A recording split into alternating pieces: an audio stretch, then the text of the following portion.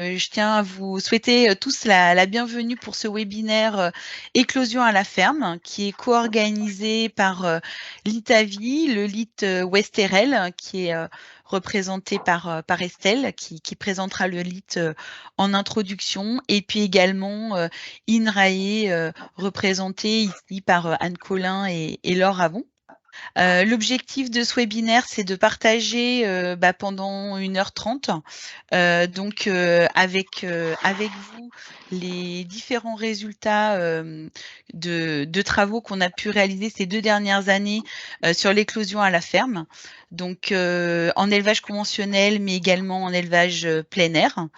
Mieux vous faire connaître cette pratique dont on parle beaucoup, et puis également apporter des réponses à vos questions. Je vous propose maintenant juste de présenter les intervenants. Nous avons le plaisir d'accueillir, je vous disais ce matin, donc 3 éleveurs, un technicien d'élevage et un représentant de couvoir. Je les remercie vraiment beaucoup d'avoir accepté de partager leur expérience avec nous. Valentin Moreau. Oui, bonjour à tous. Donc, Valentin Moreau, éleveur dans la Sarthe avec Ulpa Aliment, LDC. Donc, avec 1800 mètres carrés, principalement en poulet, uniquement en poulet jusqu'aujourd'hui, depuis 3 ans. J'ai fait de mémoire, c'est 8 lots en S-Born, un peu plus d'1 an. Voilà, donc une expérience positive, pour l'instant interrompue, mais une technique intéressante. Merci Valentin. Jean et Miguel qui sont ensemble. Alors bonjour tout le monde, je m'appelle Jean Castagnier, je suis agriculteur dans le département 64, en production pour les labels, en bâtiment déplaçable, en cabane. Je fais du poulet depuis 2016 et j'ai eu la chance de réaliser ma première éclosion à la ferme sur 2 cabanes en test. Et je suis accompagné par mon technicien qui va se présenter. Donc, Miguel Casdevant, technicien Raïs Volaille. Voilà, je suis technicien depuis 6 ans et auparavant, j'étais responsable d'élevage et responsable pouvoir. Voilà. Merci beaucoup à tous les deux. Je propose à Eric de se présenter. Bonjour, donc Eric Pell, je suis éleveur, futur reproducteur pour le couvoir David. Et à côté de ça, j'ai une activité de technico-commercial, basée dans les Hauts-de-France. Donc j'ai eu l'expérience de pouvoir mettre en place naissance à la ferme, donc avec le système one-to-born chez certains éleveurs. Merci beaucoup Eric. Je crois que Dominique n'est pas revenu, donc on va continuer. Estelle? Oui, bonjour à tous. Donc moi, c'est Estelle Leroux. Je travaille au LIT Westerel, dont je vous présenterai un peu les travaux tout à l'heure et la présentation aussi du LIT Westerel tout à l'heure. J'en dis pas plus pour le moment. Merci. Anne Collin. Bonjour à tous, Anne Collin, je suis chercheuse à INRAE, à l'unité biologie des oiseaux et aviculture, et je coordonne le projet européen PILO qui propose des innovations pour améliorer le bien-être des porcs et des volailles en système biologique et de plein air. Merci Anne. Laure? Oui, bonjour, donc Laure Ravon, je travaille également à INRAE au sein de l'unité expérimentale EASM pour système d'élevage avicole alternatif et je suis en charge de la mise en place et du suivi des essais expérimentaux. Yann? Donc Yann Guyot, Itavi, je suis en charge de tout ce qui est modélisation et simulation, et notamment tout ce qui est thermodynamique, donc mon implication dans ce sujet, et j'ai notamment participé à l'essai chez Jean Castagnier, qui a été évoqué plus tôt. Super, merci Yann. Valérie, du coup, tu peux te présenter, tu as été une cheville ouvrière du projet. Oui, alors bonjour à tous. Valérie Fleury, je suis chargée de communication à l'ITAVI. J'ai participé avec Angélique l'organisation de ce webinaire au point de vue administratif et support technique. Et je participais aussi à l'élaboration des vidéos que vous allez voir. Merci. Et Dominique est revenu. Alors, est-ce qu'on a le son pour toi? Je pense, parce que je suis passé sur le portable. Eh bien, c'est parfait. Alors, on te laisse te présenter et nous dire un petit peu le nombre de lots ou le nombre d'années d'expérience avec l'éclosion à la ferme. Donc, je m'appelle Dominique Grasset, je suis éleveur au Mets-sur-Ève, donc petite commune à côté de Cholet, dans le Maine-et-Loire. J'ai 6000 m² et 2 bâtiments de 1400 qui sont équipés d'éclosoirs de la société Vancomatic. Ce sont des systèmes d'éclosoirs que vous verrez dans la vidéo qu'on a installés en 2000. J'ai toujours un doute si c'est 2015 ou 2016. Enfin, j'ai une centaine de lots en tout cas à mon actif. On a de lots d'éclosion à la ferme. Voilà, sur le poulet standard classique, j'ai envie de dire. Et voilà, on travaille avec Terrena et Alliance. Super, bah merci beaucoup. Et puis moi, Angélique Travel, Itavi, je travaille sur des problématiques plutôt sanitaires, système d'élevage. Alors, merci beaucoup. Ce que je vais faire, c'est que maintenant, je vais vous représenter le diaporama. Et donc, c'est Estelle qui va commencer et présenter donc le LIT Westerel avec lequel on co-organise cet événement. À toi la parole, Estelle. Tout à fait, merci Angélique. Donc du coup, moi, je vais commencer par vous parler un peu du LIT Westerel. Donc le LIT Westerel, déjà, on est un laboratoire d'innovation territoriale et Westerel pour Ouest Territoire d'élevage. On a une ambition qui est de réconcilier élevage et société. Le tout en mettant en lien différents acteurs, donc comme les consommateurs, les éleveurs et d'autres professionnels de l'élevage, et en co-construisant des projets qui répondent aux attentes sociétales et aux contraintes de l'élevage. Donc pour cela, on est organisé dans un réseau de 62 membres. Donc nous avons des membres fondateurs qui sont Eureden, l'INRAE et Terrena. Ensuite, nous avons des membres publics de droit, donc notamment les régions dans lesquelles nous travaillons, donc, qui sont les territoires du Grand Ouest, ainsi que des communautés de communes. Et enfin, on a différents membres donc, du monde de l'élevage qui adhèrent à l'association. Donc, il s'agit de centres de recherche, d'instituts techniques, de l'enseignement, donc que ce soit de l'enseignement supérieur ou des lycées techniques et agricoles, les chambres d'agriculture, des organisations de producteurs et de production, les abattoirs, les transformateurs, mais aussi des vétérinaires, les grandes surfaces, des acteurs économiques et des associations du bien-être animal. Donc, tout ce petit monde travaille en partenariat qui est donc large et qui est ouvert en fait à l'ensemble d'autres acteurs qui partagent nos ambitions, que je vous présente sur la diapo d'après.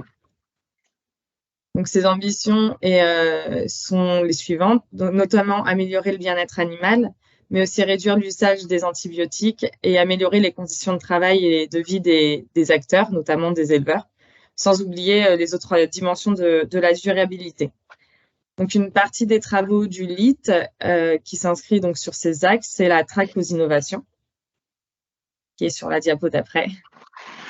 La traque aux innovations, on l'a fait pourquoi? On l'a fait pour identifier des pratiques ou alors des trucs astuces, des services, des technologies ou du matériel qui sont avec un potentiel de nouveauté qui améliore le bien-être animal. Et donc, pour cela, on le fait de 2 façons différentes. Donc, on a 2 méthodes à notre disposition, qui est donc une approche top-down ou une approche bottom-up. L'approche top-down, c'est la détection d'innovations qui sont initiées plutôt par les acteurs publics et privés de la recherche ou de la recherche et développement. Donc là où on va initier une analyse bibliographique. Et l'approche bottom-up, ici, c'est une approche qui nous permet de détecter les innovations qui sont imaginées ou mises en place par les éleveurs dans leurs élevages. Et donc, pour cela, on va directement dans les élevages mener une enquête avec les éleveurs, un entretien avec les éleveurs. Donc, si tu peux passer voilà. Et donc, en fait, ces deux approches, elles mènent à l'écriture de fiches. Ces fiches, elles sont organisées en fonction de différents objectifs liés au bien-être animal, dont par exemple assurer l'absence de peur et d'anxiété ou garantir l'accès à l'eau et à l'alimentation.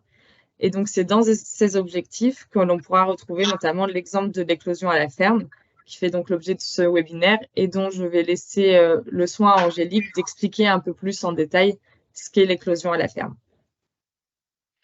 Oui, merci. Donc, en fait, je vois que ça répond déjà à une première question qui a été posée dans le chat. Donc, l'éclosion à la ferme, c'est une stratégie qui est en développement, notamment en Europe, dans le nord de l'Europe, Belgique, Danemark et également au Royaume-Uni et qui vient plusieurs expériences en France, dont vous aurez les témoignages tout à l'heure. C'est une révision complète du schéma actuel de mise en place des poussins au bénéfice du bien-être animal, qui est une préoccupation de plus en plus importante. Et on change complètement les pratiques. Au lieu de transporter les poussins pour arriver à l'élevage, on transporte les œufs. Donc, pour la production de poussins, il y a 2 étapes successives donc qui permettent de donner naissance à un poussin d'un jour. Il y a d'abord une phase d'incubation qui dure 18 jours et qui est suivie d'une phase d'éclosion qui dure 3 jours. Ensuite, les poussins sont transportés sur le site d'élevage, donc des poussins qui pèsent à peu près entre 40 et 45 grammes selon le type génétique et qui sont élevés ensuite avec des durées d'élevage différentes selon la souche et le mode de production pour atteindre le poids cible. Pendant la phase d'éclosion, donc les poussins, les œufs sont placés dans un éclosoir pour lesquels il y a des températures, hygrométrie, renouvellement d'air qui sont très bien maîtrisés. Hop.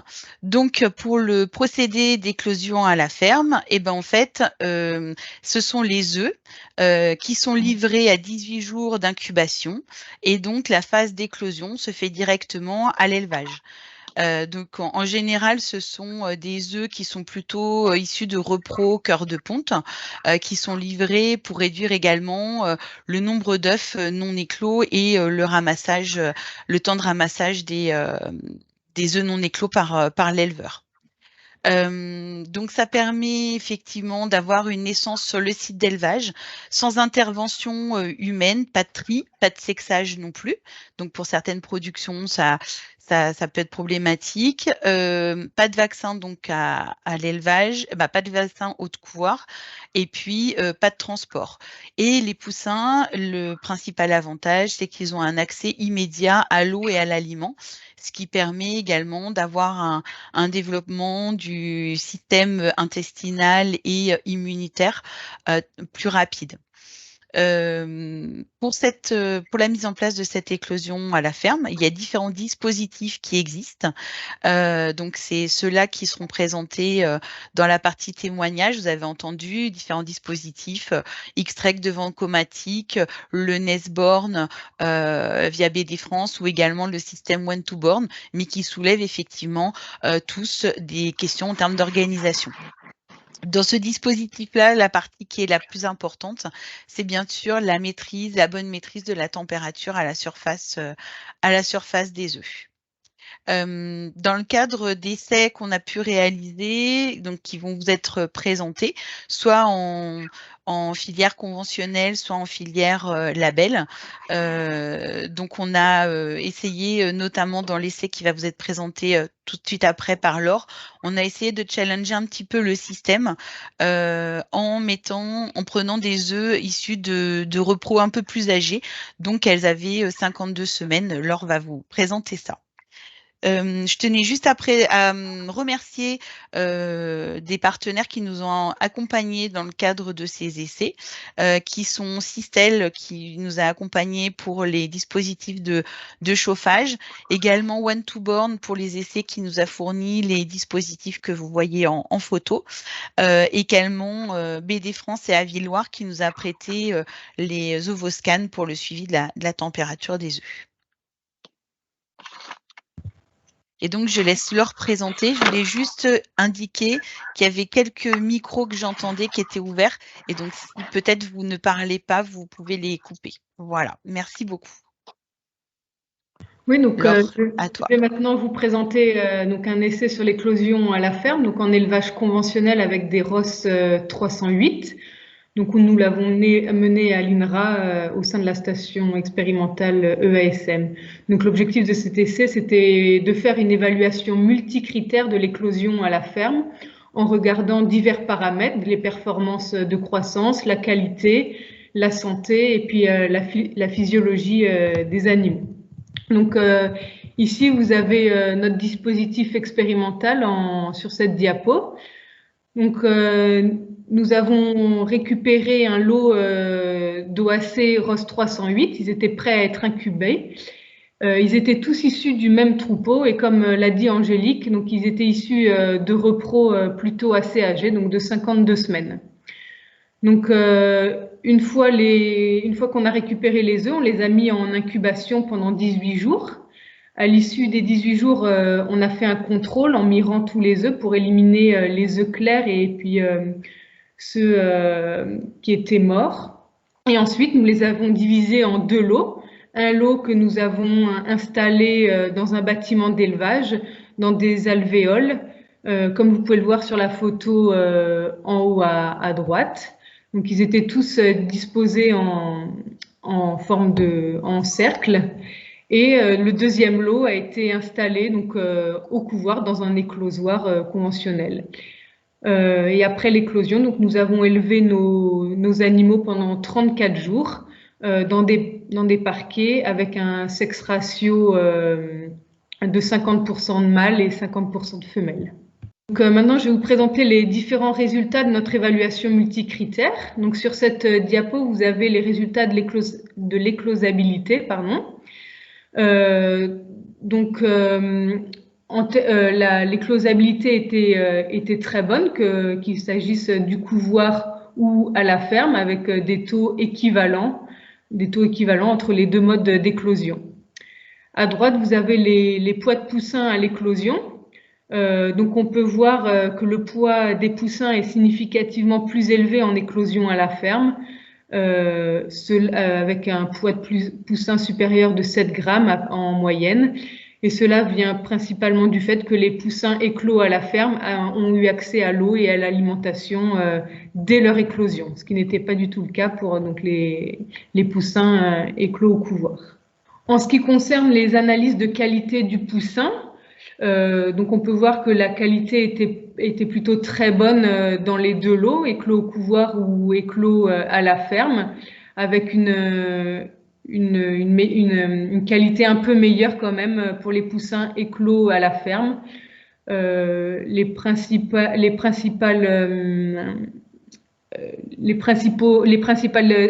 défauts de qualité pour les poussins éclos au couvoir, c'était donc des duvets un peu sales et des poussins plus déshydratés. Et en ce qui concerne donc l'état physiologique et métabolique des animaux, donc on a pu voir une présence de contenu digestif pour les poussins éclos à la ferme, mais forcément puisqu'ils avaient accès à l'alimentation. Et aussi des sacs vitellins mieux résorbés chez les poussins éclos à la ferme, donc 90% alors qu'on n'en avait que 40% pour les animaux éclos au couvoir. Donc en ce qui concerne les poussins éclos au couvoir, on a remarqué des teneurs en triglycérides inférieures et des taux d'acide urique et des statuts antioxydants supérieurs. Donc, ce qui laisse supposer un état métabolique dégradé chez les poussins éclos au couvoir, puisque les poussins ont plus puisé dans leurs réserves par rapport aux poussins éclos à la ferme. En ce qui concerne la mortalité, donc on a séparé en deux phases la mortalité, une mortalité précoce sur les 3 jours d'éclosion et ensuite la mortalité donc de 5 jusqu'à l'abattage, de 5 jours jusqu'à l'abattage. Donc sur la mortalité précoce, on a la mortalité est supérieure à la ferme Et cela vient principalement du fait qu'il n'y a pas eu de tri sur les poussins éclos à la ferme. Et sur la deuxième phase, donc de 5 à 34 jours, les tendances sont inversées puisque la mortalité est supérieure d'1 point pour les animaux éclos au couvoir. Et donc la mortalité totale est plutôt équivalente entre les poussins, entre les animaux éclos au couvoir et les animaux issus de l'éclosion à la ferme. Par contre, en ce qui concerne tous les autres indicateurs sanitaires et comportementaux, nous n'avons pas vu d'impact sur le lieu d'éclosion. Donc, par exemple, pour les indicateurs sanitaires, les pododermatites, les boiteries, la nervosité et le piquage étaient équivalents. Et en ce qui concerne les paramètres comportementaux comme le toilettage, l'exploration et le repos, pareil, on n'a pas vu de différence entre les deux modes d'éclosion. En ce qui concerne maintenant les critères de performance en élevage, donc vous avez 3 graphiques. Le premier, c'est le poids à 34 jours, donc à la veille de l'abattage. Donc là, on peut voir que les poids vifs des animaux issus de l'éclosion à la ferme est supérieur d'environ 5% par rapport aux animaux éclos au couvoir. Donc le deuxième graphique représente le GMQ des animaux sur la phase totale d'élevage. Et là encore, on peut voir que les poussins éclos à la ferme ont un GMQ supérieur à ceux éclos au couvoir, pareil, aux alentours de 5%. Par contre, en ce qui concerne l'indice de consommation, on n'a pas vu de différence significative entre les deux modes d'éclosion. En ce qui concerne maintenant les critères d'abattage et de découpe, on a réalisé des rendements filés et on a pu remarquer que les rendements suivaient un peu la même tendance que les performances de croissance, à savoir que les rendements filés étaient supérieurs pour les animaux éclos à la ferme par rapport à ceux éclos au couvoir.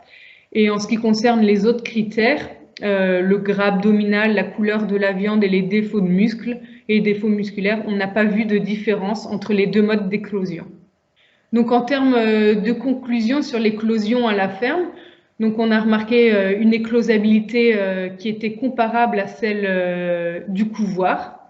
Par contre, on a pu observer une meilleure apparence des poussins, ils étaient moins déshydratés. On a observé une meilleure résorption du vitellus et un meilleur statut métabolique. Concernant la mortalité, donc effectivement, la mortalité était supérieure pour les 3 premiers jours après l'éclosion, qui vient du fait qu'il n'y a pas de tri des animaux au moment de l'éclosion. Par contre, elle était plus faible en phase de croissance et de finition. Pour les performances de croissance, donc les poids à l'éclosion et à l'abattage étaient supérieurs pour les animaux éclos à la ferme, mais pour un indice équivalent à celui du couvoir. Et enfin, donc, les rendements filés étaient légèrement supérieurs pour les animaux éclos à la ferme. Maintenant, je vais laisser la parole donc à Angélique qui va vous parler de 2 points de vigilance qu'on a mis en évidence suite à cet essai, donc notamment le temps de stockage des œufs et également la maîtrise de la température qui est très importante. Oui, merci. Donc, en effet, dans le cadre de ce travail, on a pu également tester l'impact du temps de stockage. On voulait tester la robustesse en fait du dispositif en lien avec des temps de stockage des œufs différents. On sait bien qu'entre le ramassage des œufs et leur mise en incubation, les œufs à couver peuvent être stockés pour des durées qui dépendent de la disponibilité dans les troupeaux et des besoins du marché.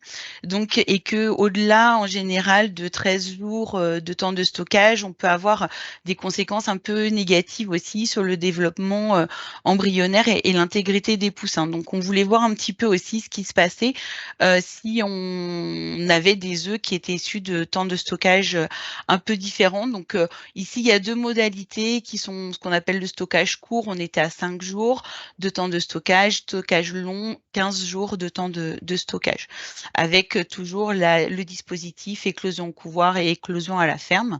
Donc, globalement, c'est les écarts qui sont intéressants à regarder. On voit qu'on a un taux d'éclosion effectivement qui est un peu inférieur, donc à peu près entre 2,5 et 3%, donc par rapport à un stockage long, et qui est équivalent en fait que ce soit éclosion au couvoir ou éclosion à la ferme. Un point qui est important aussi, c'est donc la cinétique d'éclosion entre les œufs qui ont été stockés longtemps ou stockés de manière un peu plus courte. On voit bien qu'il y a un décalage dans la cinétique d'éclosion avec des poussins, donc une éclosion plus précoce et plus rapide pour les œufs qui ont été stockés 5 jours. Et on voit un décalage, notamment un pic d'éclosion décalé à peu près d'une dizaine d'heures, et donc qui a pour conséquence un décalage également dans le poids des poussins. Donc on voit bien que les poussins éclos à la ferme ont quand même un poids supérieur par rapport aux poussins éclos au couvoir, mais un peu inférieur par rapport entre les stockages courts et les stockages longs, qui expliqué effectivement par le décalage de l'éclosion et le temps d'accès à l'eau et à l'aliment à partir du moment où nous, on a réalisé les contrôles de poids. Voilà. Et en termes de croissance et de GMQ, voilà, on a remis les aspects de stockage long et stockage court.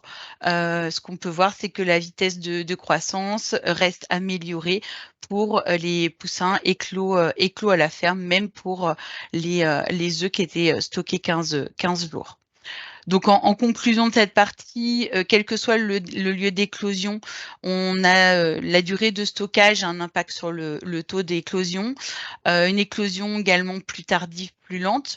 Là, on vous l'a pas montré, mais on a une mortalité embryonnaire et en élevage qui était un peu supérieure, donc de 1 à 2% de plus sur la partie élevage, ce qui est cohérent avec les connaissances que l'on connaît sur l'impact du temps de stockage des œufs sur l'embryon et les poussins, notamment liés avec la perte en eau et également les phénomènes physico-chimiques qui peuvent se produire dans cette phase de stockage. Et pour les mêmes durées de stockage des œufs à l'éclosion, à la ferme montre quand même des bénéfices, donc liés à l'accès à l'eau et à l'aliment, qui peut être intéressant pour des poussins qui peuvent être un petit peu plus fragiles. On ne vous l'a pas montré non plus, mais la qualité des poussins était meilleure, et donc des poids de poussins qui restent supérieurs à J1 et à J34. Alors attention néanmoins à la bonne maîtrise des températures.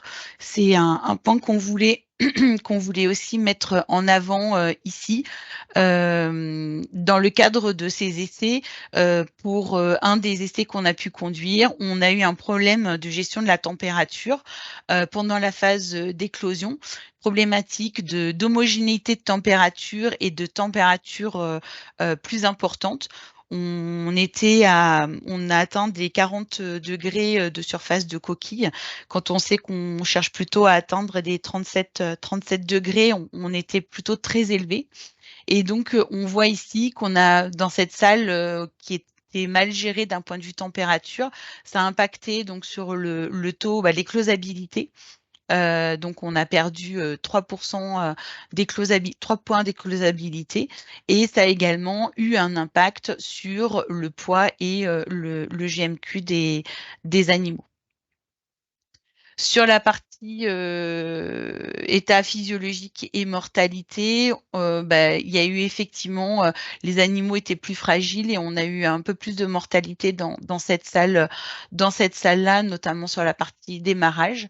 Et donc, ce qu'on a pu voir aussi, c'est que on avait des animaux qui étaient effectivement déshydratés, avec des reins qui étaient plus décolorés dans cette salle-ci.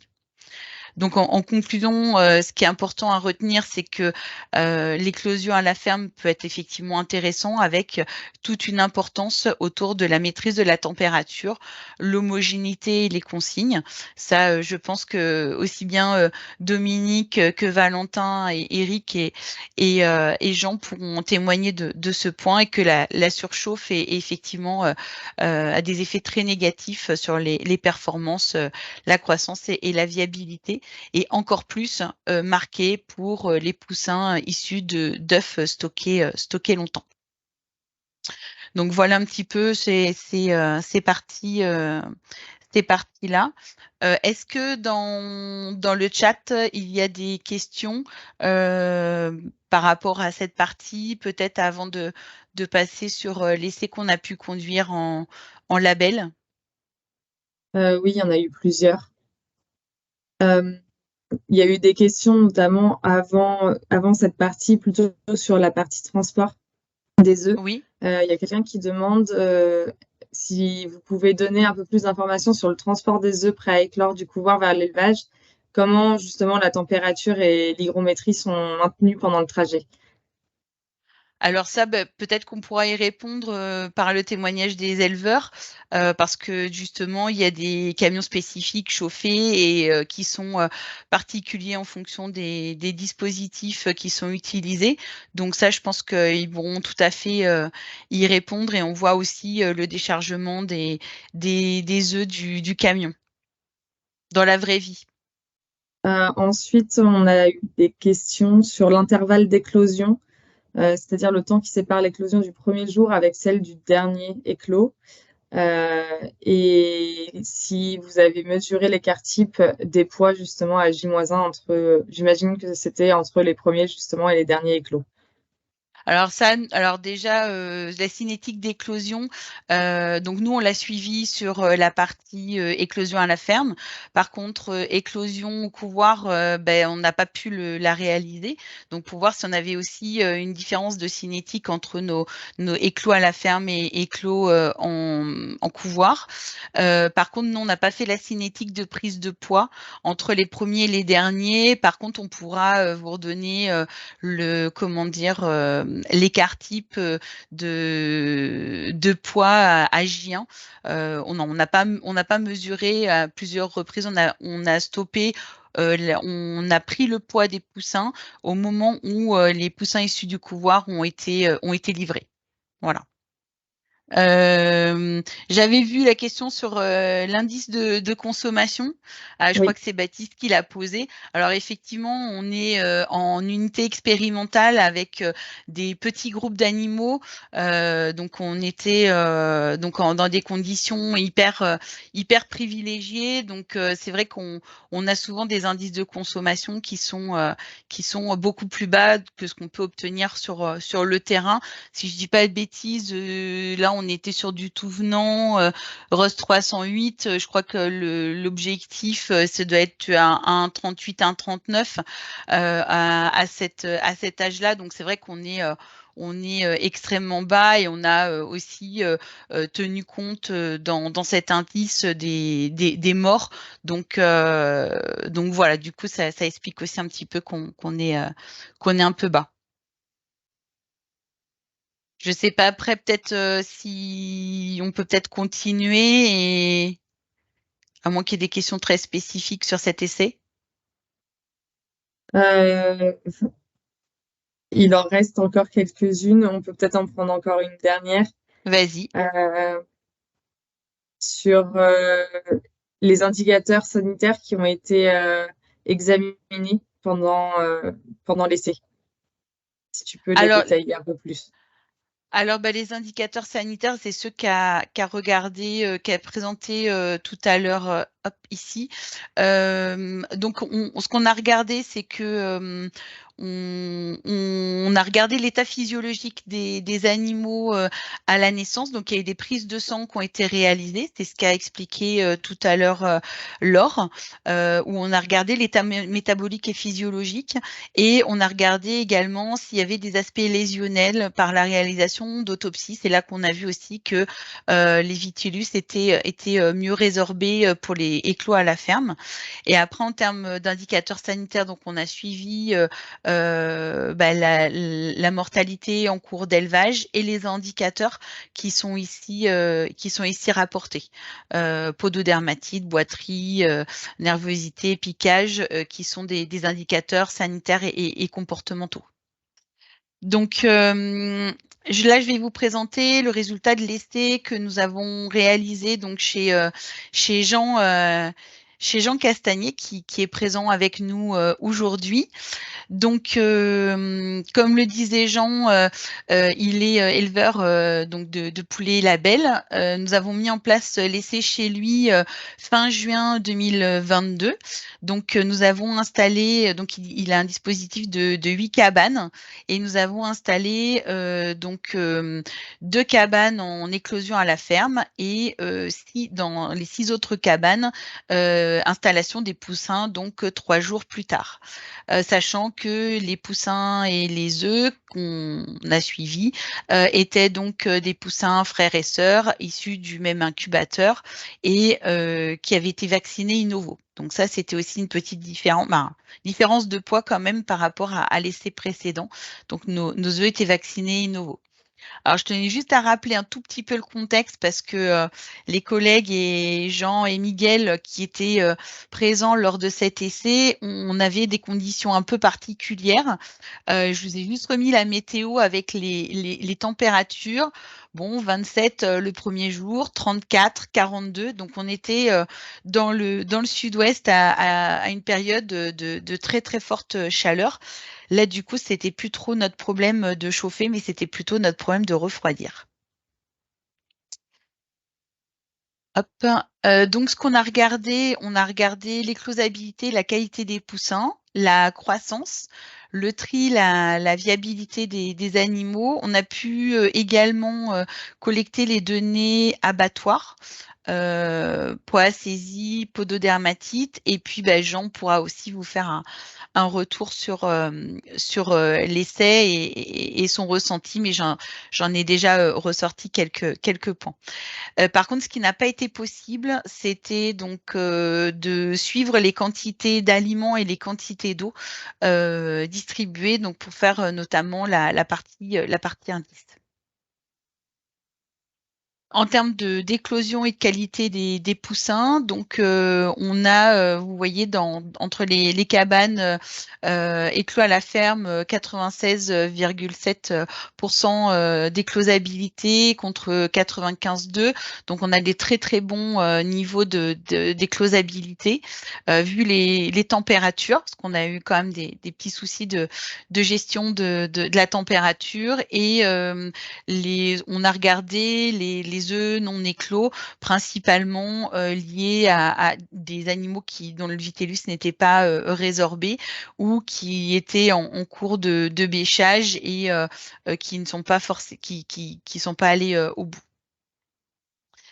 Donc, on a regardé également les critères anatomiques, sanitaires et comportementaux qui composent un score total de qualité de poussin, notamment la grille de Tona, si pour certains ça vous parle, qui est noté sur 110. On l'a un petit peu modifié pour ajouter des critères comme notamment des critères de déshydratation. Et donc, on voit qu'on a des niveaux de qualité de poussin qui sont très satisfaisants, avec les poussins éclos à la ferme qui ont une note un peu meilleure, notamment en termes de posture et d'activité. Par contre, comme il faisait extrêmement chaud, on a aussi eu dans ce lot éclosion à la ferme des poussins qui étaient un petit peu plus déshydratés. En termes de croissance, donc là, on est sur les poids des poussins. On avait 38 grammes de moyenne de poids de poussin pour les poussins qui étaient issus du couvoir, contre 42 grammes pour les poussins éclos à la ferme. Donc, on a à peu près un écart de 4 grammes au démarrage. On a pu suivre également le point individuel, donc on a réalisé des pesées à J17, où là il y avait l'écart perduré et on avait un écart de 10 grammes. Après, il a pu été possible de réaliser des pesées individuelles des animaux. Donc, ce qu'on a fait, c'est qu'on a suivi les animaux au moment du chargement. Et on avait une comptabilisation. Donc, à la sortie de l'élevage, on avait un écart entre les lots éclos à la ferme et éclos aux livraisons de poussins d'un peu moins de 40 grammes par animaux en poids vif.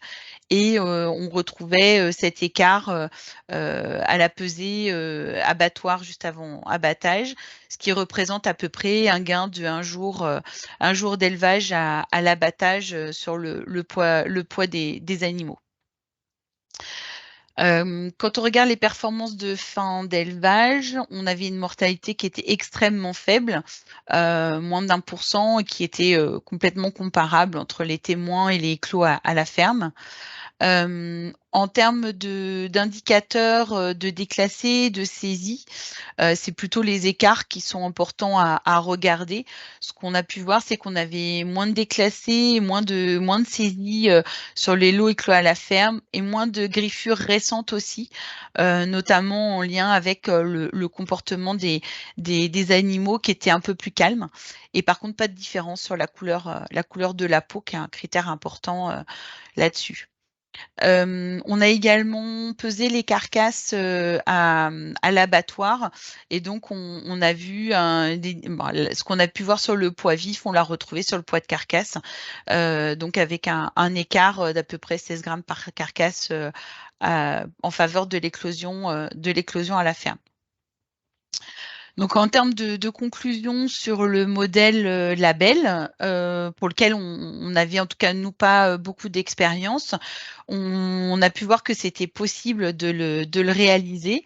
On avait des bons taux, une bonne éclosabilité, qualité de poussin qui était bonne et améliorée.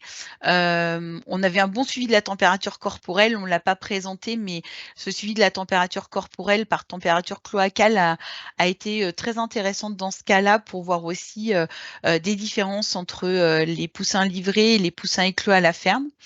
En termes de viabilité, on n'a pas eu de différence, et des poids à J1 et à abattage qui étaient supérieurs.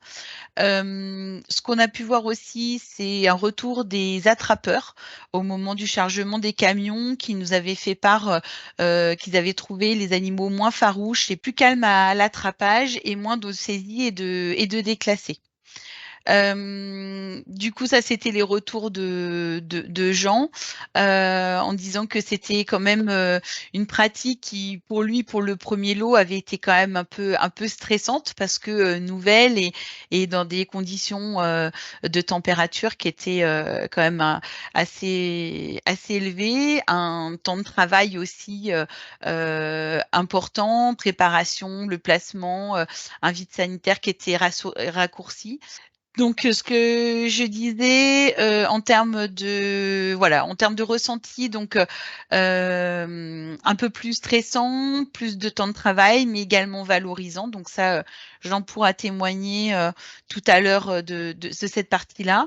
Et puis, donc, un gain de performance, mais qui, selon le contexte, ne compense pas tout à fait le coût des œufs, coût de chauffage, également le temps. Donc, effectivement, on pose la question de la valorisation commerciale. Et un point qui est non négligeable et très important, notamment pour la production label, c'est la maîtrise du nombre de poussins, qui est réglementaire dans cette production, et qui, par l'éclosion à la ferme, effectivement, on n'est pas au poussin près, même si on a des niveaux d'éclosabilité que l'on peut prédire, mais il y a ce frein-là sur la production label. Peut-être ce que je propose avant de prendre les questions, comme on a un essai qui est quand même assez proche, peut-être que Anne peut poursuivre avec la partie éclosion en circuit court, et on prendra les questions à la suite. Oui, je vais vous présenter un essai qu'on a fait donc en ferme biologique. La problématique dans les fermes en circuit court, c'est que quelquefois, ce sont vraiment de petits lots de poussins qui sont élevés avec des génétiques parfois spécifiques et des couvoirs qui peuvent être assez éloignés de la ferme, donc un temps de trajet long pour les poussins avant d'arriver à la ferme et un risque de déshydratation du poussin, on en a déjà parlé, en fait, qui est observable au niveau de la veine saphène, donc au niveau du tarse, avec une veine saphène qui est saillante en relief chez les poussins déshydratés. Et donc, dans le cadre du projet européen PILO, nous avons travaillé avec des groupes participatifs qui incluent des professionnels, dont des éleveurs et puis des associations, pour améliorer le bien-être du poussin en démarrage. Et donc, nous nous sommes intéressés à cette pratique de l'éclosion à la ferme avec l'intérêt d'un élevage, donc la ferme Moon River, pour tester cette pratique donc, en agriculture biologique. Alors, c'était un dispositif semi-expérimental parce qu'on a eu des difficultés à trouver un couvoir volontaire, en fait, pour incuber les œufs et les faire envoyer à 18 jours. Donc, nous avons travaillé avec le couvoir expérimental d'INRAE à PEAT et pour l'incubation des œufs. Et nous avons réalisé l'éclosion donc dans une poussinière qui était elle-même dans une cabane mobile. Donc en fait, il a vraiment fallu travailler sur l'adaptation du système de chauffage pour avoir une température homogène autour des œufs entre 33 et 36 degrés. Avec un suivi assez strict. Et donc, en fait, au lieu d'utiliser les radiants électriques assez puissants, en fait, qui étaient utilisés pour le chauffage des poussins en poussinière, nous avons là travaillé avec des nappes chauffantes et un petit chauffage d'appoint qui brassait l'air électrique. Et donc, sur la diapositive suivante, donc, nous avons pu avoir des taux d'éclosion supérieurs à 90%. Donc, l'intérêt de la pratique, c'était effectivement que les poussins avaient accès à l'aliment et à l'eau dès qu'ils étaient prêts, en fait, après avoir pu sécher sur les alvéoles. Et là aussi, nous avons obtenu des poids supérieurs de 2 grammes chez les poussins éclos à la ferme par rapport aux témoins à 1 jour. Donc, c'est une pratique qui a été jugée assez gratifiante pour l'éleveur et aussi sur laquelle il est facile de communiquer avec le consommateur, notamment pour de la vente directe. Mais là encore, un temps de travail accru et puis un suivi strict de la température qu'il faut vraiment adapter au système, voilà, dans la poussinière, en fait, sur ce système en ferme biologique. Merci Anne. Du coup, sur la partie éclosion et en circuit court ou en label, je vois que Jean a répondu sur le système de chauffage qui était en système gaz. Et donc, sur le coût des œufs, on reviendra justement sur les dispositifs de coût et de facturation par rapport aux témoignages des éleveurs. Et combien de temps avant l'éclosion sont disposés les œufs dans la cabane? Du coup, alors nous, on les avait disposés 3 jours avant éclosion, à 18 jours après début de l'incubation. Sachant qu'il y a quand même des œufs qui éclosent à la fin du 19e jour déjà, avec les premiers poussins. Nous, on a eu une éclosion sur une 40aine d'heures, en fait, à la ferme. Il y a aussi des différences d'homogénéité dans la température, hein, c'est ce que tu nous disais aussi. Et après, pour la question sur le système de refroidissement, alors il n'y avait pas vraiment de système de refroidissement, je ne sais pas Jean et Miguel si vous voulez intervenir ou même Yann. Hein. Mais du coup, il a été, en fait, il y a eu les fenêtres qui ont été ouvertes pour permettre d'avoir une circulation d'air et rafraîchir en tout cas la température du bâtiment. Oui, c'est ça. Et je vois notamment une question sur est-ce que toute la cabane était chauffée ou non. On avait comment dire? Évalué le système de chauffage avec radiant, avec une certaine hauteur pour pouvoir profiter de la chaleur rayonnante, pour ne pas avoir à chauffer un bâtiment entier en label, par exemple. Mais dans les cabanes, en fait, elles Ce que je étaient, vais faire, c'est que je vais présenter ah oui, directement comme ça. voilà. Et en fait, dans les cabanes, étant donné que la hauteur sous plafond était vraiment basse et pour pouvoir respecter les normes de sécurité, ne pas coller le radiant trop près, on l'a mis à une certaine distance et il s'est avéré qu'il faisait trop chaud et à mon avis, pour des cabanes comme celle-ci, il vaut mieux chauffer en ambiance. En tout cas, c'est beaucoup plus stable, je pense. Voilà, donc c'est les évolutions. Avant, les radiants étaient positionnés latéralement et donc là, nous, on les avait bougés et mis au niveau du faîtage pour permettre d'avoir une zone de chauffage des œufs au sol plus importante. Donc il y a 2 radiants par cabane. Et donc, on a installé aussi un système de chauffage avec, comment dire, avec réglage automatique par la sonde. Avant, c'était un système de bouton thermostatique. Et donc, voilà un petit peu l'installation qui a pu être mise en place chez Jean au démarrage. Voilà, sous forme des radiants, sous forme de fleurs en dessous des radiants, la zone non couverte étant à l'aplomb. Et ensuite, vu la chaleur et la combinaison de la chaleur des 2 radiants, il y a eu une autre disposition qui a été mise en place pour dès qu'il y a eu les premières mesures de température. Mmh. Voilà un petit peu. Si ça vous va, je vous propose, j'ai pas eu le temps de regarder toutes les questions, mais je vous propose de passer, de donner la parole à Dominique.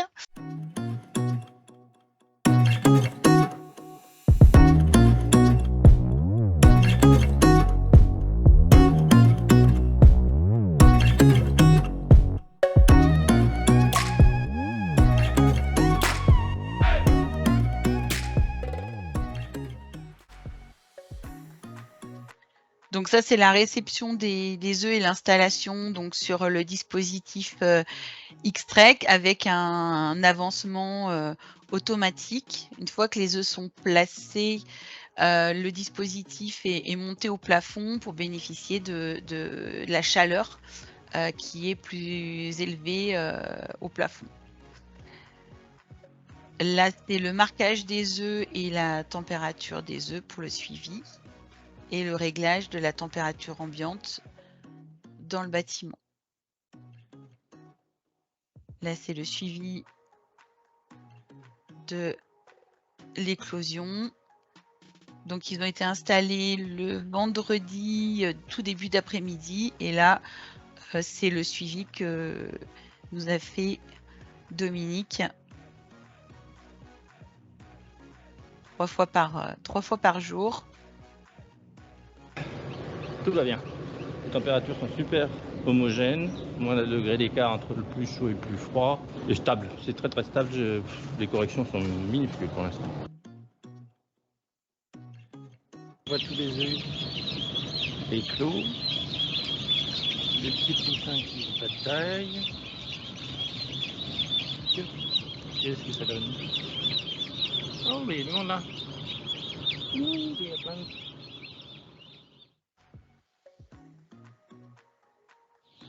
Tout va bien.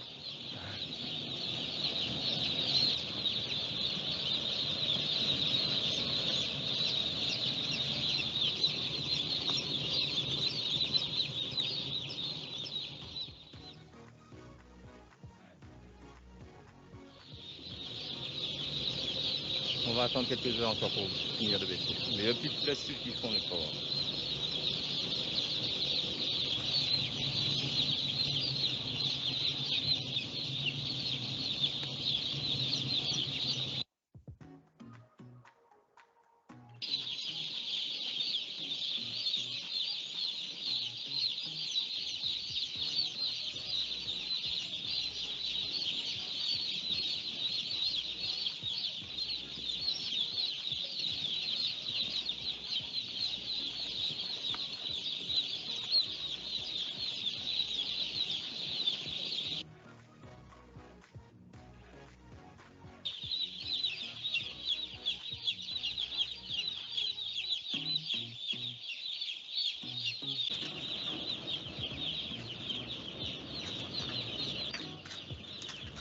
Donc le tri des œufs non éclos pour la comptabilisation de l'éclosion.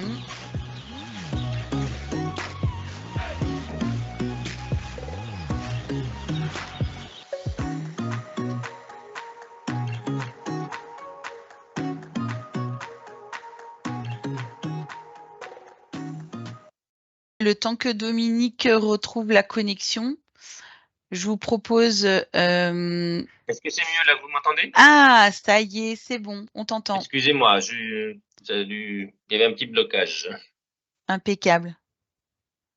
Alors, je disais, il s'agit de poulaillers assez classiques en production standard. Hein, on appelle ça des Colorado, c'est ventilation transversale, et non pas transversale, et puis des bâtiments qui datent de la fin des années 90. Donc, c'est pas des bâtiments très récents. On a commencé, nous, en 2015-2016, l'éclosion à la ferme. Et donc, la première chose qu'on avait vérifiée, c'est que la structure pouvait permettre de supporter le poids de l'éclosoir. Vous avez vu que c'est métallique, ça fait un certain poids, plus le poids des œufs, ça fait un certain poids aussi, hein, quand on reçoit 33 000 œufs. Donc, la première question, c'était vraiment la structure. Bon, il n'y avait pas sur des charpentes métalliques, ça le supportait bien. Et puis ensuite, c'était la capacité à chauffer un peu plus que la réception de poussins classique. Parce qu'au début, on pensait qu'il fallait chauffer vraiment beaucoup plus. On s'était dit qu'il faut une température d'ambiance, faut qu'on puisse monter au moins à 36, quelles que soient les conditions météorologiques. Et j'en ai un souvenir très précis puisque on avait testé ça un vide sanitaire en hiver et il faisait -5 avec du vent du nord et je dis 36, on va peut-être pas y arriver. Et finalement, on y est arrivé. Mais en fait, on n'a pas besoin de monter si haut. On monte plus à 34, 34 et demi. C'est suffisant pour que les œufs se maintiennent autour de 38. Donc, c'était les deux prérequis. On va dire la structure et puis la capacité à chauffer en ambiance. La capacité d'isolation du bâtiment, la capacité de chauffage. Ce qui fait qu'en fait, au final, on n'a rien eu à changer, à part l'installation du matériel que vous avez aperçu, mais sur le restant du bâtiment, rien n'a été modifié. Et une fois que l'éclosion est faite, la structure, tu la montes. Oui. Comme les chaînes d'alimentation, quand on n'en a plus besoin, qu'on veut purer en dessous, notre matériel sert pour les 3 jours d'éclosion et ensuite il est remonté au plafond. Il ne gêne plus pour le reste du lot. D'accord, merci beaucoup. Du coup, il y avait, alors il y a des questions sur les éclosions et la comptabilisation de l'éclosion, mais peut-être qu'on pourra justement en revenir un petit peu ensuite parce que c'était un point qu'on voulait aborder de manière un peu collégiale. Et puis alors il y a Baptiste qui demande comment vous êtes venu à l'éclosion à la ferme. C'est venu de vous, de votre OP? Alors oui, je sais que tu aimes bien en parler, donc je te laisse le temps de préparer l'autre vidéo. En fait, avec Terena, ma coopérative, on cherchait à améliorer le démarrage des poussins. C'est toujours le moment le plus délicat de notre élevage. Et donc, on on a regardé ce qui se faisait un peu à l'extérieur, à l'étranger notamment, et on a vu des systèmes hollandais, Ashbrut, je ne sais pas si ça vous parle, ça, où c'est du démarrage au couvoir, on va dire. Hein, les poussins sont alimentés et abreuvés pendant quelques jours au couvoir. Alors c'était intéressant, très intéressant techniquement. Par contre, en tant qu'éleveur, moi, je trouvais qu'on me dépossédait un petit peu de ma compétence.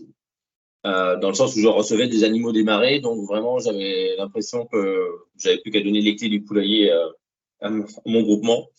Et puis on a vu ce système, on a cherché, qui est en fait extrait du système Patio chez Vancomatic. Hein. Je ne sais pas si vous connaissez ça, je comparerais ça un petit peu des poulets en batterie, c'est des étages des poulaillers avec des étages de poulets dedans. Et ils avaient incorporé ce système d'éclosion dans les poulaillers. Et ils l'ont développé pour l'élevage au sol comme chez nous, non pas en batterie. Et on a été quelques-uns à mettre ça en place dans ma coopérative.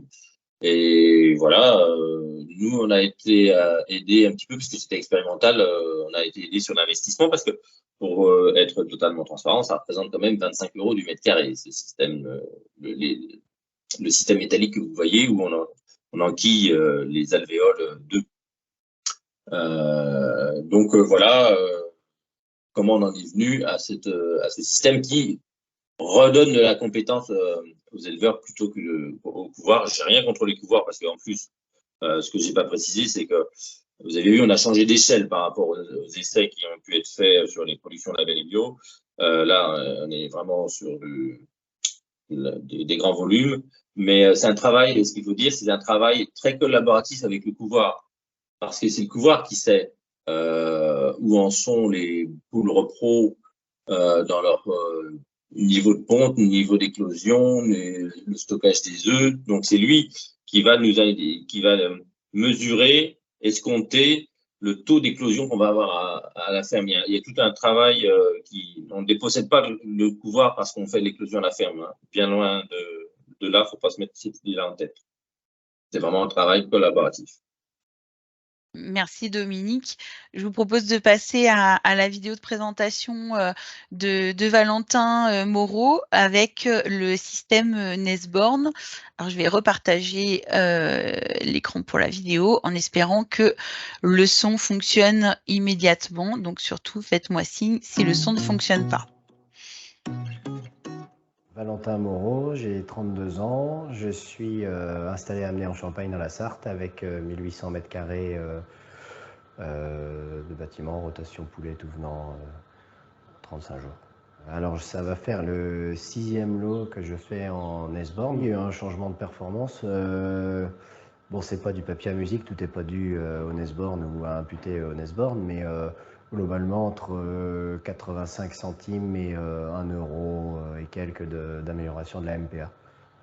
Alors pour faire du Nesborn, il n'y a pas eu d'adaptation majeure dans le bâtiment, c'est surtout l'organisation qui est différente. Tout seul, il y en a pour un petit 2h30, 3h à mettre en place le nid, donc la bande de copeaux pour poser les œufs.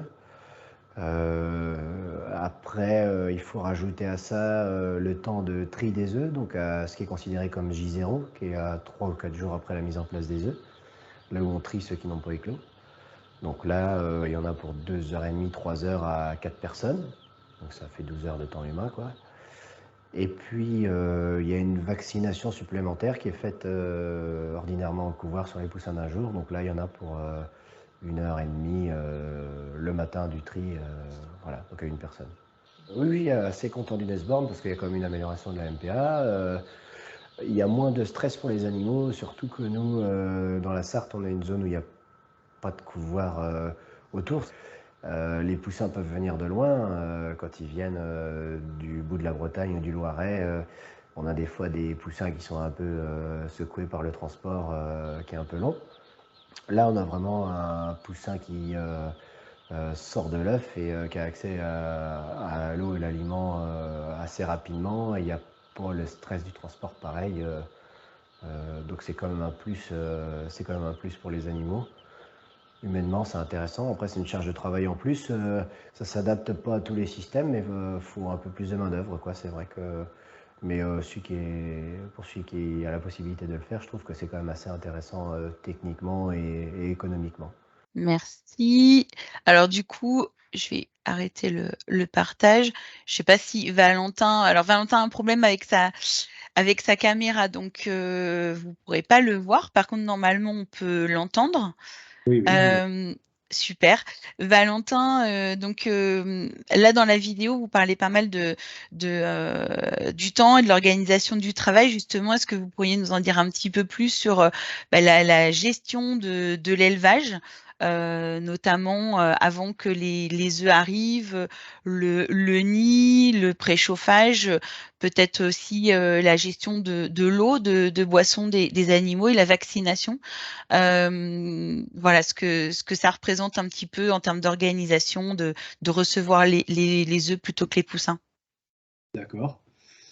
Disons que moi, le Nesborn, ça représente un changement au niveau du vide sanitaire pour commencer, où lorsqu'il y a des vides sanitaires d'une dizaine de jours à 2 jours près, vous raccourcissez votre vide de 3 jours, quoi. Donc il faut être réactif.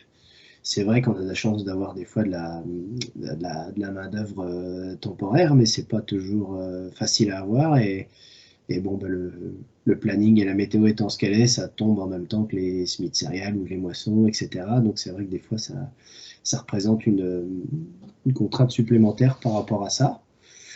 Au niveau de la chauffe, ça représente 2 jours de chauffe en plus. Hein, donc bâtiment, moi je suis en chauffage indirect, donc bâtiment fermé, il n'y a pas une consommation excessive. On va dire il y a 100 kg de plus, quoi, 2 fois 50 kg de gaz. Bon, c'est quand même ça. Après, on s'y retrouve normalement sur la performance technique avec un bémol qui est toujours le même, c'est que moi je suis en litière granulée de paille, et pour les œufs, je fais un lit de copeaux, comme vous avez vu sur la vidéo. C'est vrai que quelqu'un qui sera en tout copeaux n'aurait pas besoin de le faire, donc ça serait une différence de coût et de main-d'œuvre. Les copeaux en petites bottes comme ça montent assez régulièrement en tarif. Donc ça représente une hausse aussi, ça, surtout par rapport à la fameuse crise ukrainienne qui avait vu l'envolée des prix du gaz. Donc voilà, les granulés, les copeaux, les fabricants préfèrent faire du granulé que du copeau souvent. Voilà, c'est un peu le problème. Et puis il y a aussi le côté, comment dire, vaccin à J1. Donc on n'a pas les vaccins au même tarif qu'un couvoir, naturellement, qui doit en commander par grande quantité. Et donc, on achète ça à notre vétérinaire local, et c'est vrai que ça représente un coût non négligeable aussi. Et donc, l'inflation étant ce qu'elle est, ça inflationne, mais nous, on a du mal à répercuter ça à l'autre bout. Donc, c'est vraiment le nerf de la guerre, c'est toujours l'argent. Sinon, techniquement, c'est vrai que c'est quand même très intéressant. Il y a une régularité dans les lots de poulets qui n'est pas la même du tout qu'en poussin d'un jour. Pour ma part, en tout cas, chez moi, je n'ai pas de vérité universelle, mais j'ai constaté que c'était plus régulier, quoi. Au niveau de la gestion de l'eau,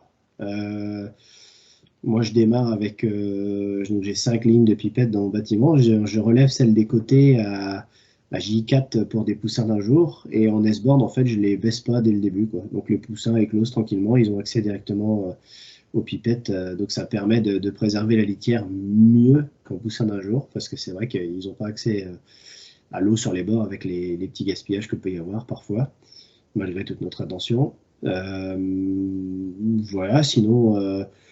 c'est une technique intéressante. Si ça devait être généralisé, on en parlait à la réunion préalable avec un de nos intervenants là. C'est vrai que si ça devait être plus généralisé, on serait amené à avoir des parquets de poules moins performants. Aujourd'hui, c'est davantage concentré sur du cœur de ponte.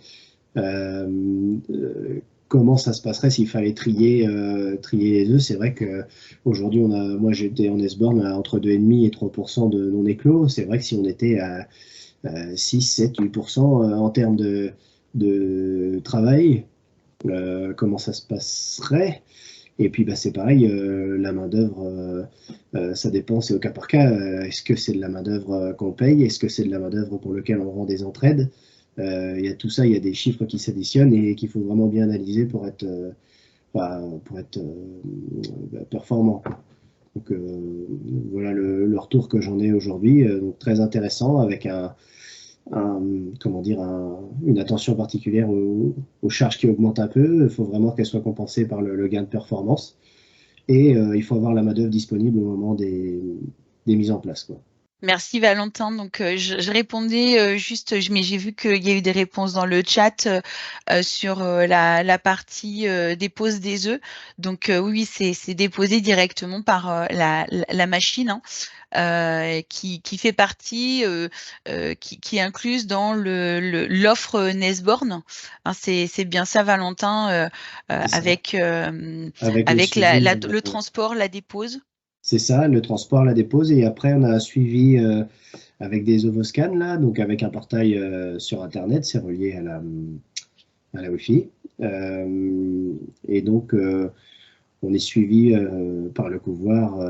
À l'époque, c'était Thierry Boursier, que j'ai vu dans les auditeurs là, de la conférence, que je salue. Aujourd'hui, c'est son collègue Damien. Donc on est assez encadré sur les suivis de température des poulets. Et enfin des œufs, je veux dire, et donc il n'y a pas de stress particulier. Moi, le bâtiment est assez récent, donc c'est assez simple à faire.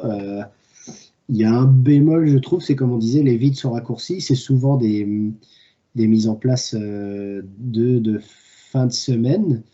Et donc, ça vous ampute un week-end, entre guillemets, où vous auriez juste votre bâtiment en chauffe et vous attendez les poussins pour le début de semaine. Là, vous êtes en éclosion. Donc, il faut être présent avec faut pas s'éloigner, quoi. S'il y a un chauffage qui saute, faut être très réactif, quoi. Voilà. Bon, après, encore une fois, ça dépend si vous êtes en GAEC, si vous êtes plusieurs, s'il n'y a que vous, ça dépend, c'est au cas par cas. Merci Valentin. On va continuer avec le dispositif One2Born. Alors, c'était une vidéo donc on a retravaillé qui a été fournie par Franck Delot de One2Born, que je remercie. Et donc je vais repartager en espérant que ça fonctionne toujours avec le son.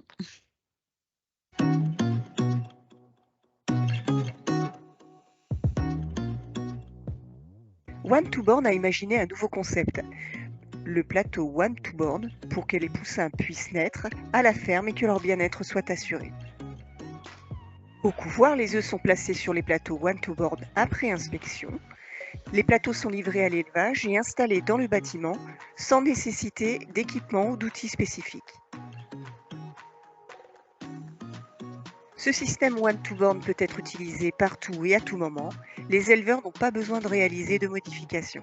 Après 18 jours d'incubation, les œufs sont placés sur les plateaux dont la conception permet le maintien de la température, mais protège également les œufs. Les plateaux contiennent des aérations qui permettent d'avoir une circulation d'air entre les œufs. Les plateaux sont faciles à empiler sur un chariot spécifique et peuvent être transportés par les flottes de camions habituelles. Le stress lié au transport n'est pas un problème lorsque l'on transporte des œufs plutôt que des poussins. Dans l'éventualité quasi impossible où un poussin viendrait à éclore plus tôt que prévu, il reste en sécurité sur le plateau.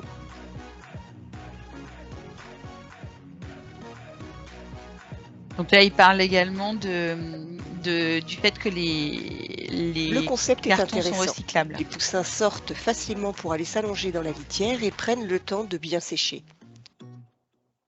S'ils ont besoin d'eau ou d'aliments, ceux-ci sont disponibles immédiatement. Voilà pour le système One2Born. Alors, je propose à Eric, donc qui lui a accompagné la mise en place des dispositifs One2Born.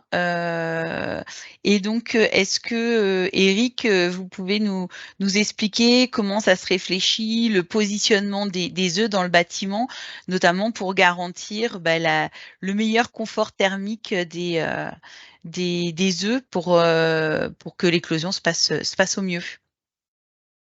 Oui, donc bon, par expérience, j'ai mis en place à peu près donc 5-6 éleveurs qui voulaient avoir l'expérience avec la naissance à la ferme, avec le système one-to-born.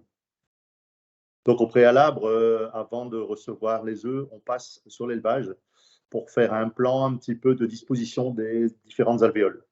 Donc je ne sais pas, je vous ai transmis une Oui, photo je vais d'un la, je vais bâtiment préparé. l'afficher. Je vais Voilà. l'afficher la photo. Alors, Vous qu'est-ce devez qu'on la voir regarde? On maintenant. regarde donc la disposition des lignes d'eau, des lignes d'aliments et des chauffages et ventilateurs. Donc, le but, c'est que quand les poussins commencent à éclore, qu'ils soient le plus rapidement possible près de l'aliment et du système d'abreuvement. Donc là, sur la photo, on voit bien, donc sur la partie gauche, on a justement un trou. Et là se trouve donc sur la paroi gauche un chauffage, donc qui sont les systèmes Geos de la marque Systel. Donc face à ce chauffage, on ne dispose aucune alvéole pour éviter qu'il y ait une surchauffe sur les œufs. Ensuite, donc on met ces alvéoles à cheval sur la bande de papier, on met l'aliment au sol. Et cette bande de papier, elle est également juste à côté de la ligne d'eau. Comme ça, le poussin peut trouver directement l'aliment et l'eau. Et entre chaque alvéole, donc, on laisse un espace d'une quinzaine de centimètres, de façon à ce que le poussin, dès qu'il sort de la coquille, puisse aller facilement trouver l'aliment et l'eau. Oui, il y a bien un espace qui est prévu et donc chaque alvéole fait une cinquantaine d'œufs. Voilà, c'est ça, 50 œufs par alvéole. Donc ensuite, bon, bien sûr qu'on ramène les œufs comme le système Nesborn ou Extract à 18 jours. Donc ces œufs sont déposés à même la litière, que ce soit un adelin, paille, copeaux, peu importe le type de litière. Le bâtiment est préchauffé au préalable comme pour les autres systèmes, 2 jours auparavant. Donc on dépose les œufs avec le chauffeur et puis ensuite donc il y a un système de sonde qui est posé donc dans 6 endroits différents dans le bâtiment pour suivre la température de la coquille, température du bâtiment et humidité. Donc tout ça relié à une application sur téléphone. Donc l'éleveur a accès à cette application et moi-même en tant que technicien du couloir.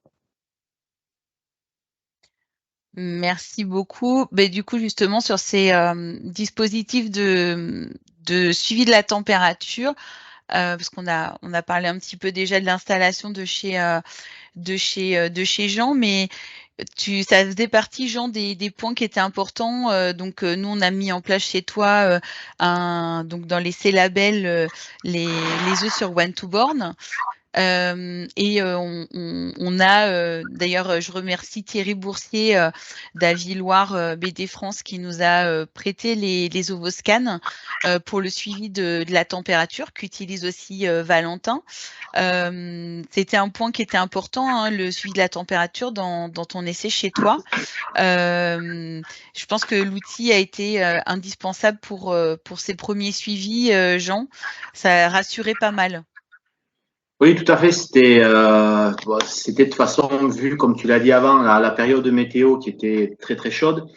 Et sachant que les cabanes que je possède ont le souci de monter très haut en température si le soleil rayonne, comme de descendre aussi très rapidement quand on passe en période de nuit. Donc il est vrai que ce système de surveillance de température, c'est primordial pour des cabanes, sachant que habituellement, moi j'ai des thermomètres classiques quand on démarre les poussins, voilà, plus des radians, comme tu l'as dit, avec des sondes, mais ça reste quelque chose d'assez rudimentaire. Donc pour l'éclosion à la ferme, c'est surtout le gros problème que j'ai rencontré, c'est celui de la maîtrise des températures, notamment fameuse nuit, Yann doit s'en souvenir aussi, où à 2 h du matin, on recevait des alertes que ça montait trop à température.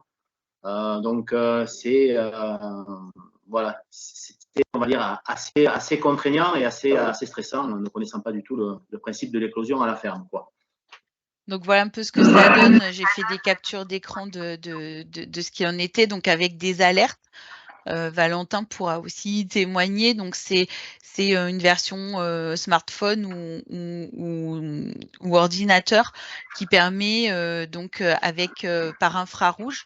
Donc, il y a 4 œufs qui sont positionnés sur l'ovoscan et donc ça permet de suivre les plusieurs ovoscans qui ont été mis avec les températures. Donc là, on voit bien qu'on a oscillé entre du plutôt frais, plutôt chaud.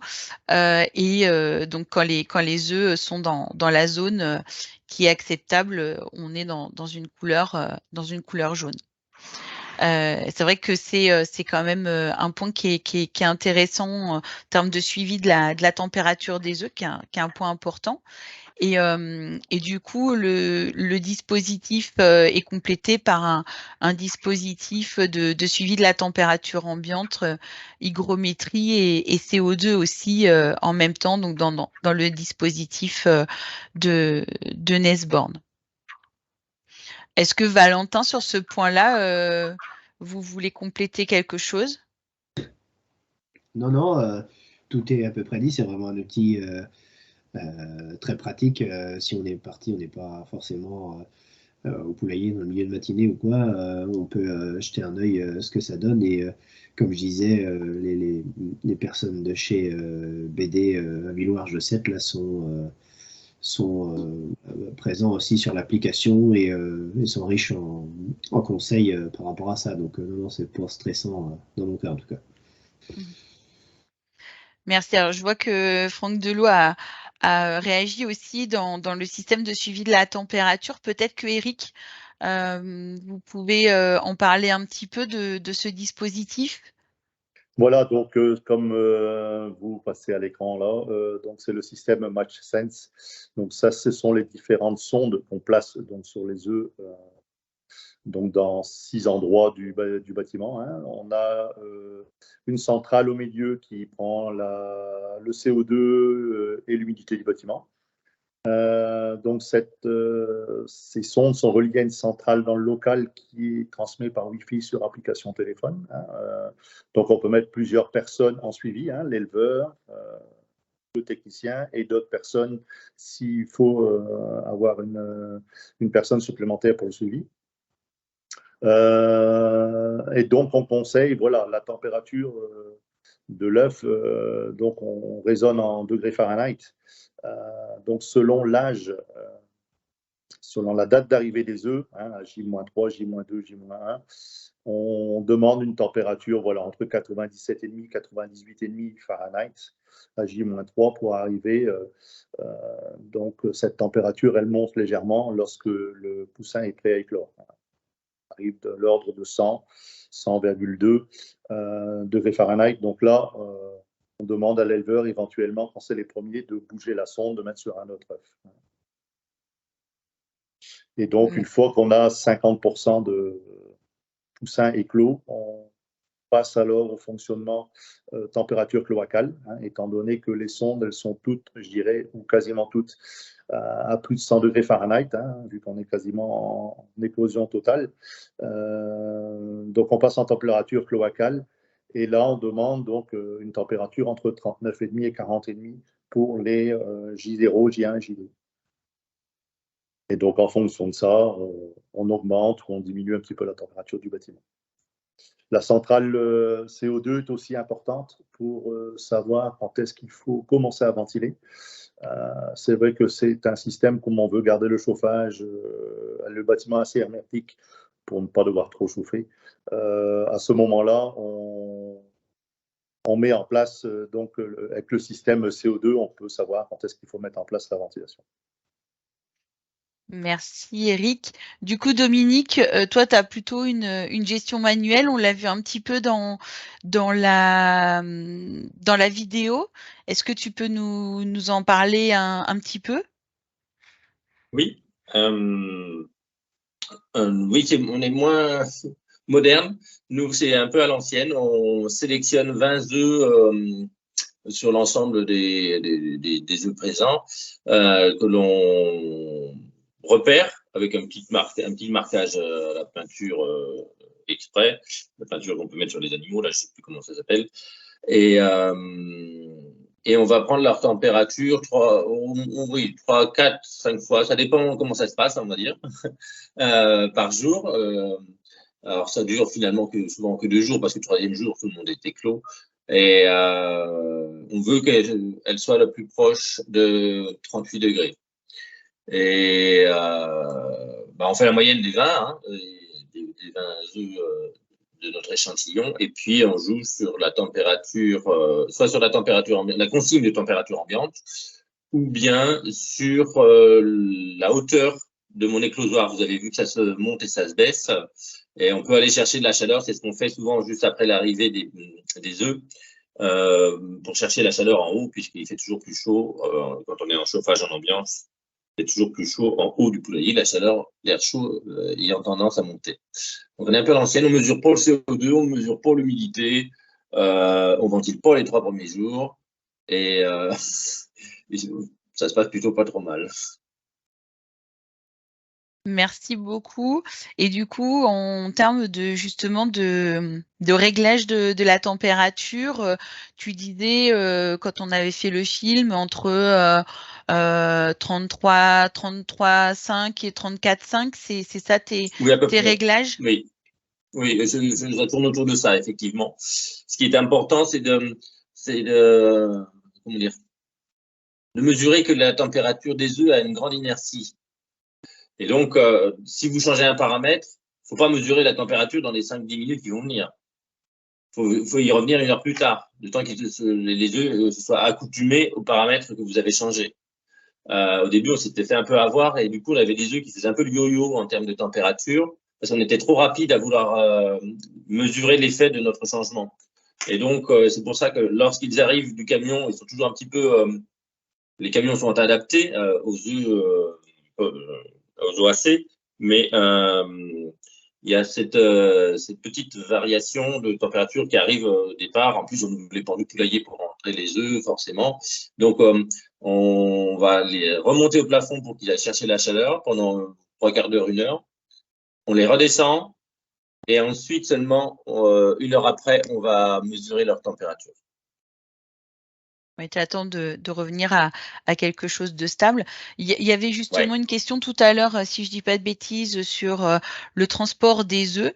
Donc, ce sont tous, vous pouvez témoigner, mais ce sont donc des camions affrétés et qui chauffent comme les camions pour les poussins. C'est juste le dispositif sur lequel est placé les chariots, sur lesquels sont placés les œufs qui changent en fonction du système ou du couvoir, quoi. J'avais,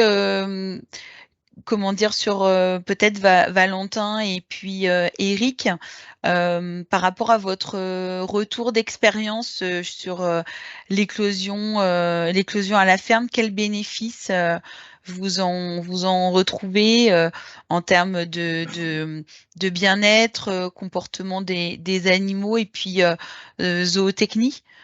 Quels sont les bénéfices que vous avez pu observer sur les lots que vous avez suivis? Ah, le micro est coupé. Peut-être Valentin. Oui, vous m'entendez? Oui. Oui. En termes de bénéfices, c'est ce que je disais, une régularité plus importante des poussins et du résultat sur les poulets en fin de lot. Un gain aussi personnel, c'est vrai que c'est toujours agréable à voir. Comme je dis, il fallait attendre de sortir plusieurs centaines de tonnes de poulets pour se rendre compte que ça sortait d'un œuf. Ça a l'air bête, mais c'est vrai que à force, on le sait, mais on n'y prête plus attention, quoi. Donc éthiquement, c'est intéressant. Un avantage économique à mesurer vraiment, qui dépend vraiment de tous les intrants que vous mettez et de votre situation. Et puis sinon, c'est un peu une bonne image aussi. Et c'est vrai que ça bénéficie d'une bonne image. Le consommateur, moi j'ai eu des visites de consommateurs et d'acheteurs de grandes surfaces qui étaient assez motivés par le système, qui trouvaient ça intéressant. Après, le nerf de la guerre, c'est ce que le client final est prêt à payer. Mais sinon, je pense qu'il y a du potentiel, mais pour l'instant, c'est pas encore trouvé, quoi. Merci Valentin. Eric, normalement, tu dois pouvoir parler. Oui, j'ai eu un petit problème de connexion hein, juste auparavant. Donc, la question, j'ai pas eu la totalité de la question. Oui, c'était de savoir quels étaient les bénéfices observés sur les lots éclosion à la ferme, soit en termes de comportement, de bien-être, de zootechnie, de santé. Donc, c'est vrai que les démarrages bon, sont quand même plus faciles, je dirais, qu'une éclosion à la ferme.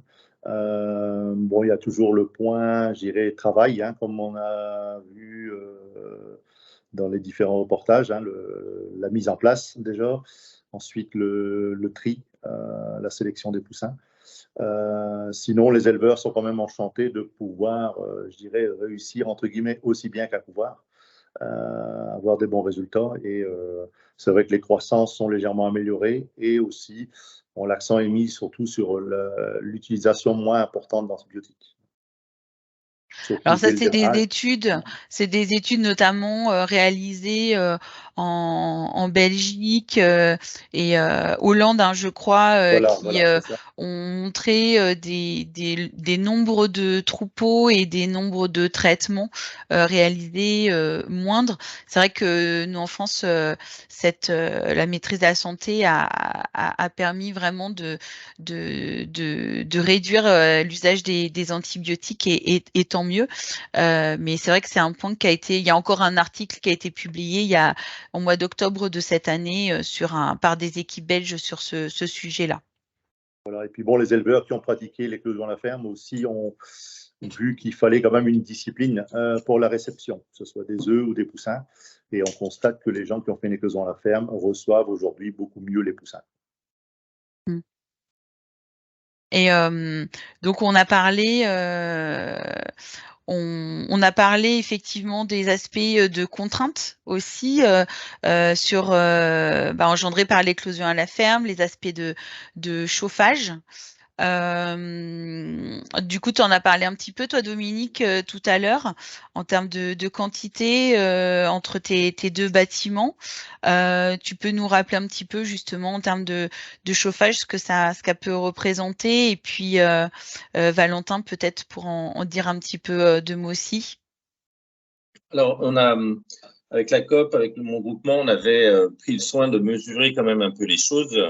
Et donc, comme j'ai 2 bâtiments équipés d'éclosoirs et que j'ai 4 bâtiments sur ce site-là, ils sont identiques, on avait fait un protocole expérimental. Alors, tout de suite, je parle de l'Italie, on n'est pas dans des protocoles comme les vôtres, on est sur le terrain quand même. Mais je veux dire qu'on avait pris soin de démarrer des poussins classiquement avec une éclosion des mêmes parquets, des mêmes origines, au même moment, avec les mêmes aliments bien sûr, pendant 18 mois. Donc on avait un recul sur une quinzaine de lots. Comme ça, on avait la comparaison à chaque fois témoin, éclosion à la ferme. Et ce qu'on avait constaté, nous, c'est que par rapport au couvoir en éclosion, on était régulièrement supérieur. 0,8% de plus en termes d'éclosion par rapport au couvoir. Hein.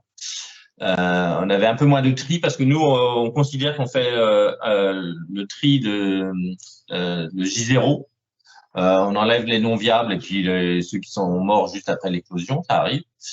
On avait sur l'ensemble du lot moins 0,8% de mortalité et puis dans l'ensemble, on traitait aussi beaucoup moins. On était à moins 25% de l'eau traitée aux antibiotiques au démarrage. Et enfin, le plus gros levier pour moi, en termes de... Alors, au-delà du bien-être animal, mais c'est Valentin qui disait, faut parler d'argent un petit peu aussi de temps en temps. Le plus gros levier pour moi, c'est l'indice de consommation. On gagnait 40 grammes d'un lot sur l'autre. Et donc, sur des lots de poulet standards, à la fin de l'année, si on généralise ça, ça fait des tonnes d'aliments qui sont économisés. Et ça, c'est vraiment pour ça que moi, je continue à faire cette éclosion. Parce que au-delà de la fierté de faire naître des animaux chez moi et puis du bien-être des animaux qui est bien supérieur, c'est aussi parce que ils me le rendent bien avec une performance, un GMQ et un indice de consommation qui est toujours meilleur par rapport à mes autres bâtiments. Merci Dominique. Et du coup, Valentin, vous en utilisation justement en termes de contraintes ou en utilisation de chauffage, ce que ça représente. Tout à l'heure, vous aviez parlé de la main-d'œuvre et sur les consommables. Ça représente, en termes de chauffage, ça représente 2 jours de chauffage en plus. Donc, au bâtiment fermé, ça fait pas des quantités énormes, bien qu'il faille compter tous les centimes. Ensuite, les poussins éclos, en général, sont assez vifs. Et c'est vrai que moi, une fois que l'éclosion est terminée, on se sert plus des ovoscan, du coup, une fois que il y a 70% d'éclos, là, dans le Nesborn, c'est un peu le protocole. On sert à la température cloacale pour gérer l'ambiance du bâtiment. Et c'est vrai que ça, c'est quelque chose dont je me sers aujourd'hui, même avec des poussins d'un jour. Avant, on se demandait un peu plus à gauche, un peu plus à droite. Ils ont peut-être chaud, peut-être froid. Là, on sait s'ils ont chaud ou froid. Et il y a quand même une technicité qui est intéressante. Et donc, avec le Nesborn, c'est vrai qu'on peut se permettre parfois, mais de façon assez régulière, hein, d'avoir des baisses de consignes à moins 0,5, moins 0,6. J'ai même vu aller jusqu'à moins 1 degré. Et les poussins sont à une bonne température cloacale. Donc, le fait qu'ils n'aient pas le stress du transport, qu'ils éclosent, ils mangent, ils boivent, ça les rend plus vifs et moins nécessitant un chauffage les premiers jours, quoi. Voilà. C'est un peu en termes de consommables. Et puis sinon, le consommable également, c'est le vaccin et le copeau. Alors après, peut-être qu'il y aurait une façon d'améliorer ça en changeant de litière, mais c'est vrai que moi aujourd'hui, avec le granulé de paille, j'y trouve un intérêt de mise en place, de coût et d'absence de, oui, et puis d'absence de graines d'adventice dans les fumiers, puisque je fais des porte-graines et c'est vrai qu'on est assez limité en termes de phyto après dans les désherbages. Merci Valentin. Et donc, il y a un point qui avait été pas mal posé comme question dans le chat. Finalement, la facturation des œufs, le coût, l'investissement. Est-ce que, comme vous êtes avec 3 systèmes différents, est-ce que vous pouvez témoigner un petit peu de comment ça se passe et quel coût, quel prix impact sur le prix de l'œuf ou du poussin? Parce que chacun a des systèmes un petit peu différents. Eric, peut-être sur le fonctionnement, et puis Valentin suivra parce que c'est assez proche finalement. Oui, donc alors pour le système de facturation, avec le système éclosion à la ferme, chez nous, donc on facture les poussins une fois que les poussins sont terminés d'être triés, donc c'est-à-dire à âge 7 jours. Donc c'est les poussins restants qui sont facturés au prix normal. Donc les frais supplémentaires sont pour le couvoir, donc ce sont les frais d'alvéole. Donc qui représentent quand même 1,6 centime par œuf à couver. Après, on pourrait dire, voilà, il y a moins de main-d'œuvre au niveau éclosion couvoir, mais on a un temps supplémentaire de transfert d'œufs, de plateau d'incubation sur alvéole. Donc, je dirais qu'au niveau couvoir, le surcoût vient de 1,6 centime par œuf à couver. Et pour l'éleveur, bien sûr, le coût, c'est le tri des poussins et le ramassage des œufs non éclos, ainsi que éventuellement le ramassage des alvéoles. On dit qu'elles sont compostables, normalement. Compostables, mais dans la pratique aujourd'hui, tout le monde les a. Oui, ça permet de ramasser plus facilement aussi les œufs non éclos Voilà, pour la comptabilisation. Et puis, ça permet aussi de ramasser les coquilles. Il y avait des questions justement sur le ramassage des coquilles. Et c'est vrai que le système permet de ramasser alvéoles et coquilles en même temps. Les coquilles, elles restent. Hein. Chez nous, toutes les expériences qu'on a eues, on ne ramasse que les œufs non éclos ou les embryons morts. Les coquilles restent dans la litière. Hein. Donc, elles sont apparentes jusqu'à l'âge de 3 semaines et ensuite, on n'y voit plus rien des coquilles, quoi. Donc après, c'est une valeur aussi supplémentaire pour les fumiers qui en découlent, quoi. Merci Eric. Valentin, peut-être sur cette partie-là aussi, avec le dispositif Nesborn, qui dans la philosophie est assez proche de ce que vient de nous expliquer Eric. Oui, c'est le même principe. Les poussins sont facturés suivant les viables à J7.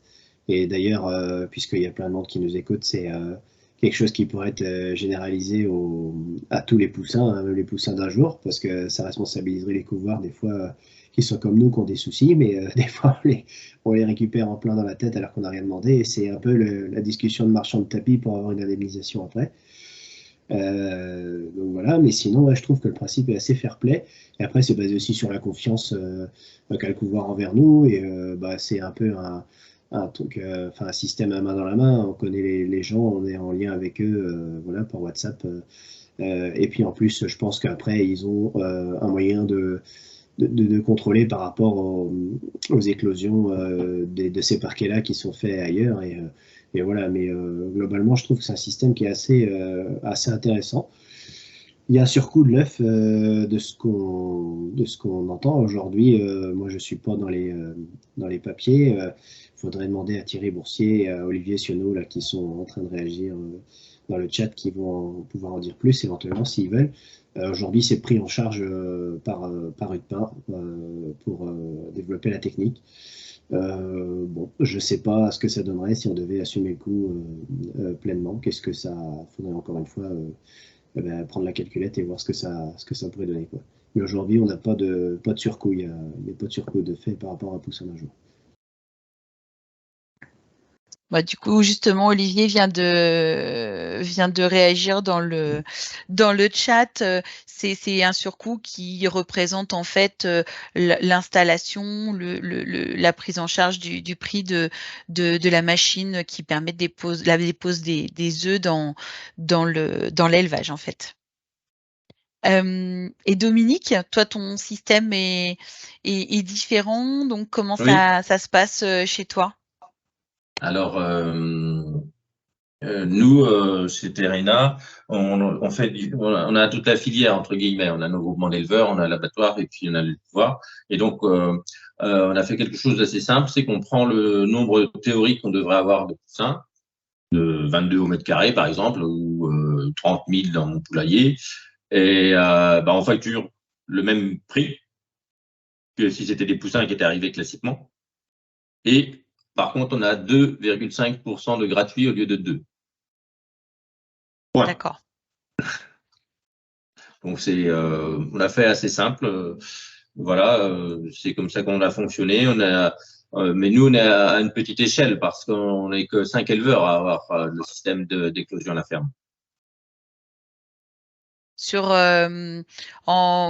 Dans ton groupement ou Oui. Oui, voilà. Dans mon groupement, pardon, excusez-moi, oui. C'était Anna. Et puis, voilà, il y a des questions sur la vaccination. La vaccination, comme elle ne peut pas se faire au pouvoir, on l'a fait à l'arrivée des poussins, à l'ancienne, j'ai envie de dire, au Bischmeyer ou au spray fan, là, en nébulisation pour l'abbaye, tout simplement. Et Valentin, c'est ce qu'il disait aussi, vaccination BI ensuite. Hein. Oui, c'est ça. Le matin du tri, je vaccine avec un petit pulvé en nébulisation, voilà, pour l'abbaye. Et il y a des questions sur comment on sait le nombre et tout ça. Alors effectivement, on retire les œufs non éclos sur les grilles. Là, vous voyez, on remonte une fois que les poussins sont tous descendus. On remonte le système pour être travaillé à hauteur. Et on ramasse les œufs qui sont non éclos en mettant de côté ceux qui sont encore en train de sortir, hein, mais ça représente vraiment très très peu. Et on compte ces œufs non éclos et par soustraction, on sait combien on a de poussins. Et puis les coquilles, on les met dans des grandes bassines que l'on pile parce que sinon ça prend beaucoup de volume. On a une espèce de pilon pour piler les coquilles. Et puis ça part après les coquilles dans le tas de fumier parce que ça va faire un amendement calcique pour les champs. Et puis les œufs non éclos à l'équarrissage puisque ce sont des embryons morts avec une petite convention comme je l'expliquais sur le chat. Merci Dominique. Après, je voyais, il y avait d'autres questions. Alors, vous avez pas mal répondu dans le chat, hein, je vous remercie, Dominique, Jean, Valentin, là, sur les questions, notamment sur le tri des œufs, etc. Alors, Olivier indiquait que pour le one-to-born, il fallait compter effectivement les alvéoles et les chariots spécifiques de transport. Du coup, Eric, c'est ce que tu as indiqué tout à l'heure. En fait, il y a effectivement des chariots spécifiques, mais pour lesquels vous êtes déjà équipés, si je dis pas de bêtises, vous au couloir David. Et tout à l'heure, quand tu parlais du surcoût, tu intégrais, je pense, les aspects de coût d'alvéole. Voilà, c'est ça. Donc les chariots, il y a une partie de chariots qui ont été mis à disposition par la firme One2Burn qui ont leur matériel. Et donc il y a une autre partie de chariots qui ont été conçus au couloir dans le but, voilà, le but c'était surtout sur la Belgique que ça a démarré, d'avoir des cahiers des charges pour certaines lignes de supermarchés qui mettaient en avant donc l'éclosion à la ferme. Bon, aujourd'hui, ça s'est terminé. Je dirais qu'on n'en parle plus. Les gens ne sont pas prêts à mettre plus d'argent pour un poulet issu d'un mode d'élevage avec une éclosion à la ferme. De ce côté-là, ça s'est terminé. Et donc, bien sûr, le coût supplémentaire vient de l'achat d'alvéoles. En fait, le système. Donc, il n'y a pas de machine vraiment spécifique à mettre en place chez nous, hein, contrairement au Nesborn ou le X-Track. Mais chez nous, il y a le coût de l'alvéole, en fait.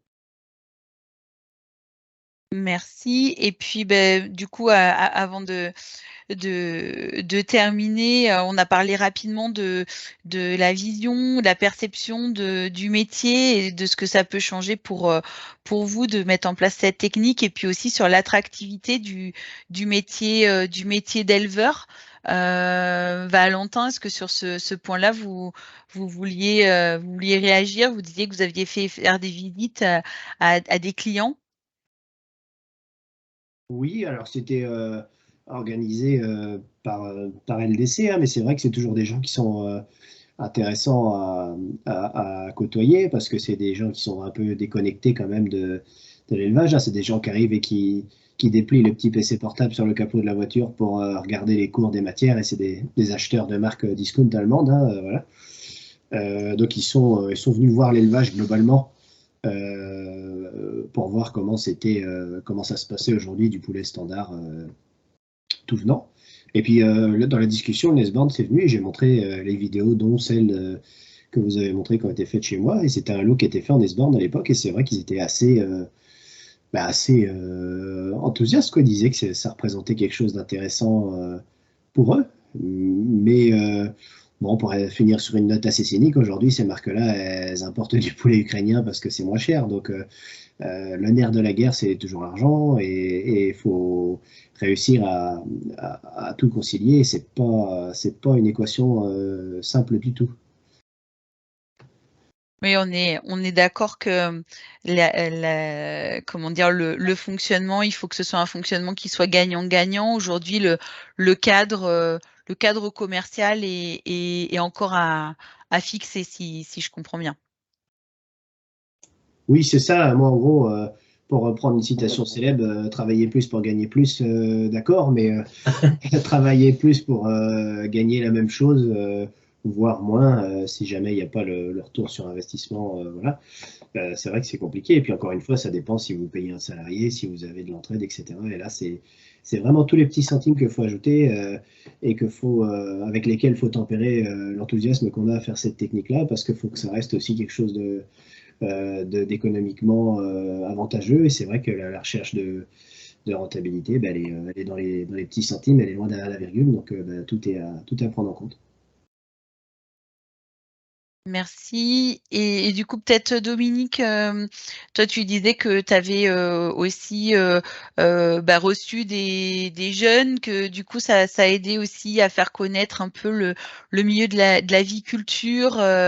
Ça attirait en tout cas aussi, même pour le métier d'éleveur. Ouais, je pense que ça n'a pas été étranger quand j'ai eu à recruter des jeunes souvent, j'ai eu plusieurs alternants en BTS. Je pense que c'était une des choses qui les intéressait dans mon élevage. C'était la technicité qui est apportée par l'éclosion à la ferme. Et, ça faisait un avantage, entre guillemets, ou en tout cas une différence.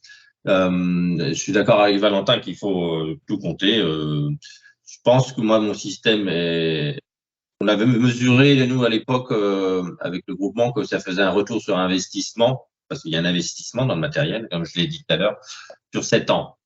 Donc, bon, c'est des investissements en agriculture, 7 ans, c'est pas si mal, j'ai envie de dire.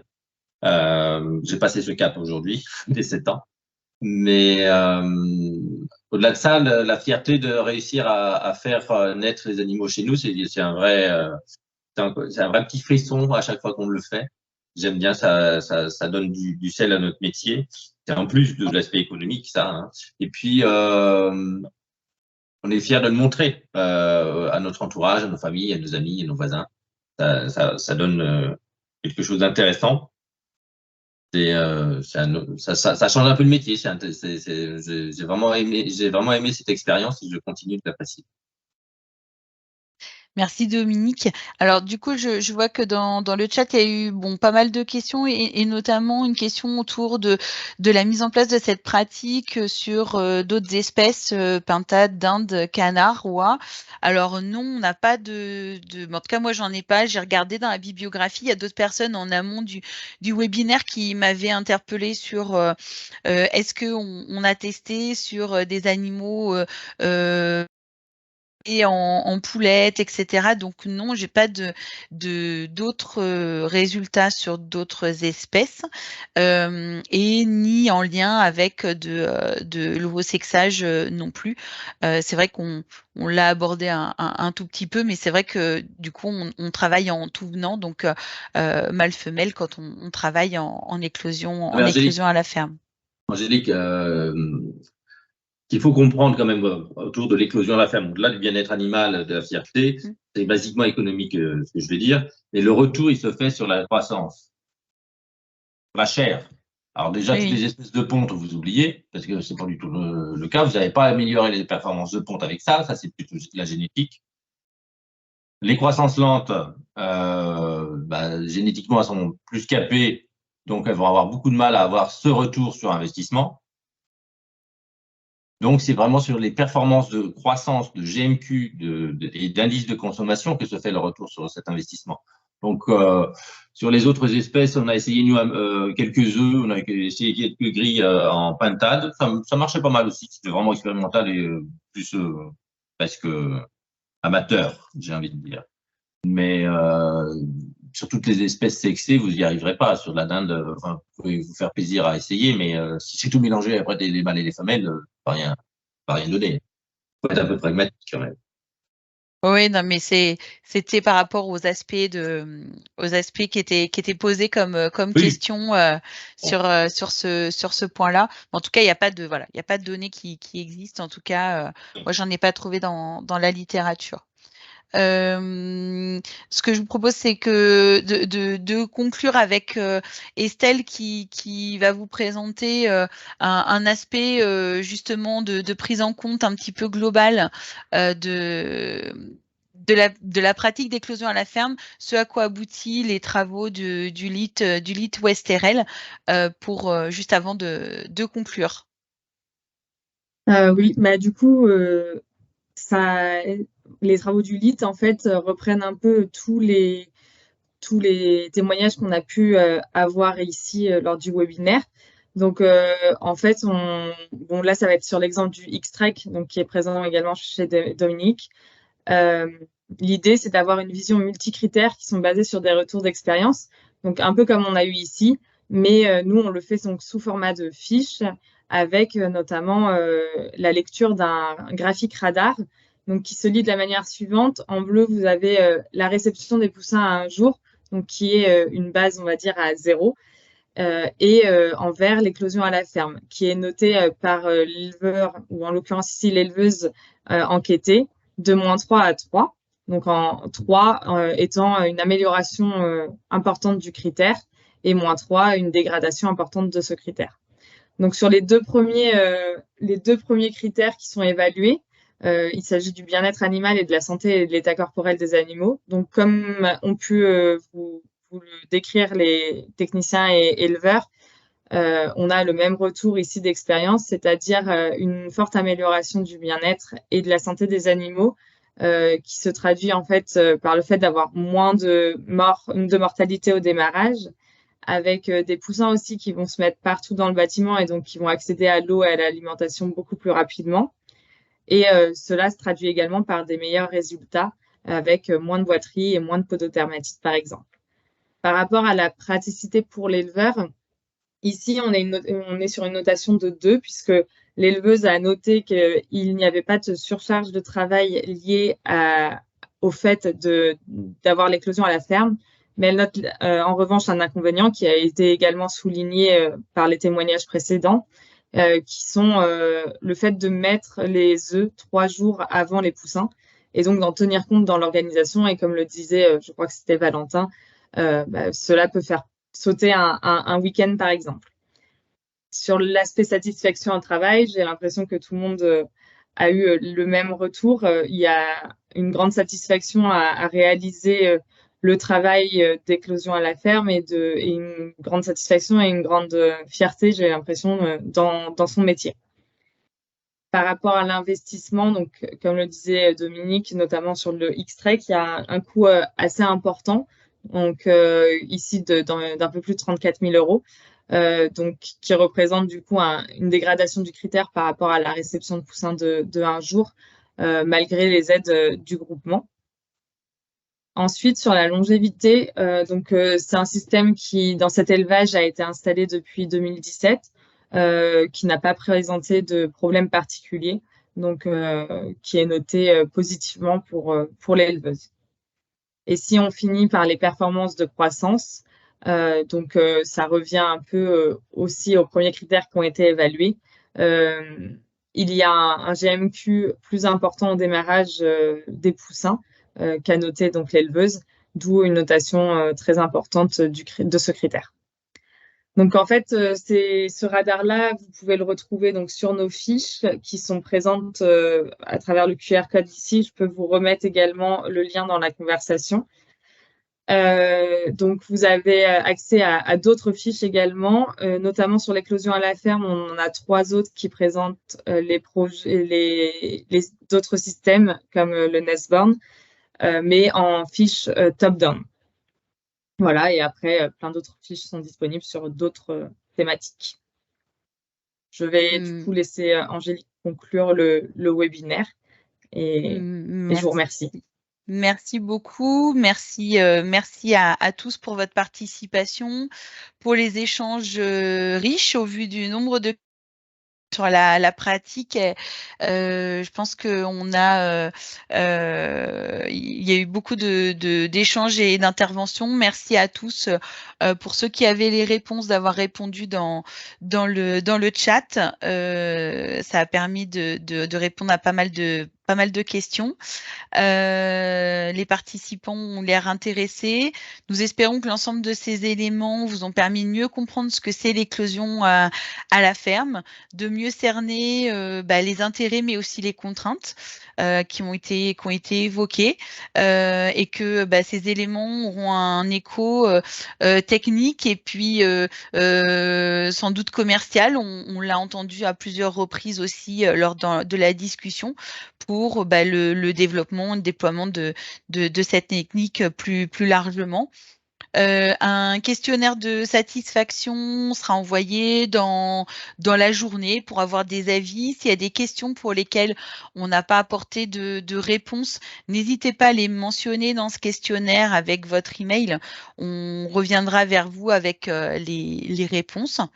Et puis, à la fin du questionnaire, vous aurez le lien pour télécharger le diaporama de ce qu'on a présenté là aujourd'hui, et les vidéos qu'on a pu voir et préparer seront également disponibles sur le site internet de l'ITAVI, comme le replay qui sera renvoyé, je pense, début de semaine prochaine. Je remercie beaucoup tous les intervenants. Encore merci beaucoup à Dominique, Valentin, Jean, Miguel, Eric pour votre participation et vos témoignages, vos réactions aussi dans le chat. Et puis, bien sûr, merci beaucoup à Estelle, Anne, Laure, Yann et Valérie pour la préparation des présentations et l'animation du webinaire. Et puis, j'en profite aussi pour remercier DAEM qui a accompagné donc le webinaire également. Merci beaucoup à tous et puis désolée d'avoir débordé un peu et je vous souhaite bon appétit.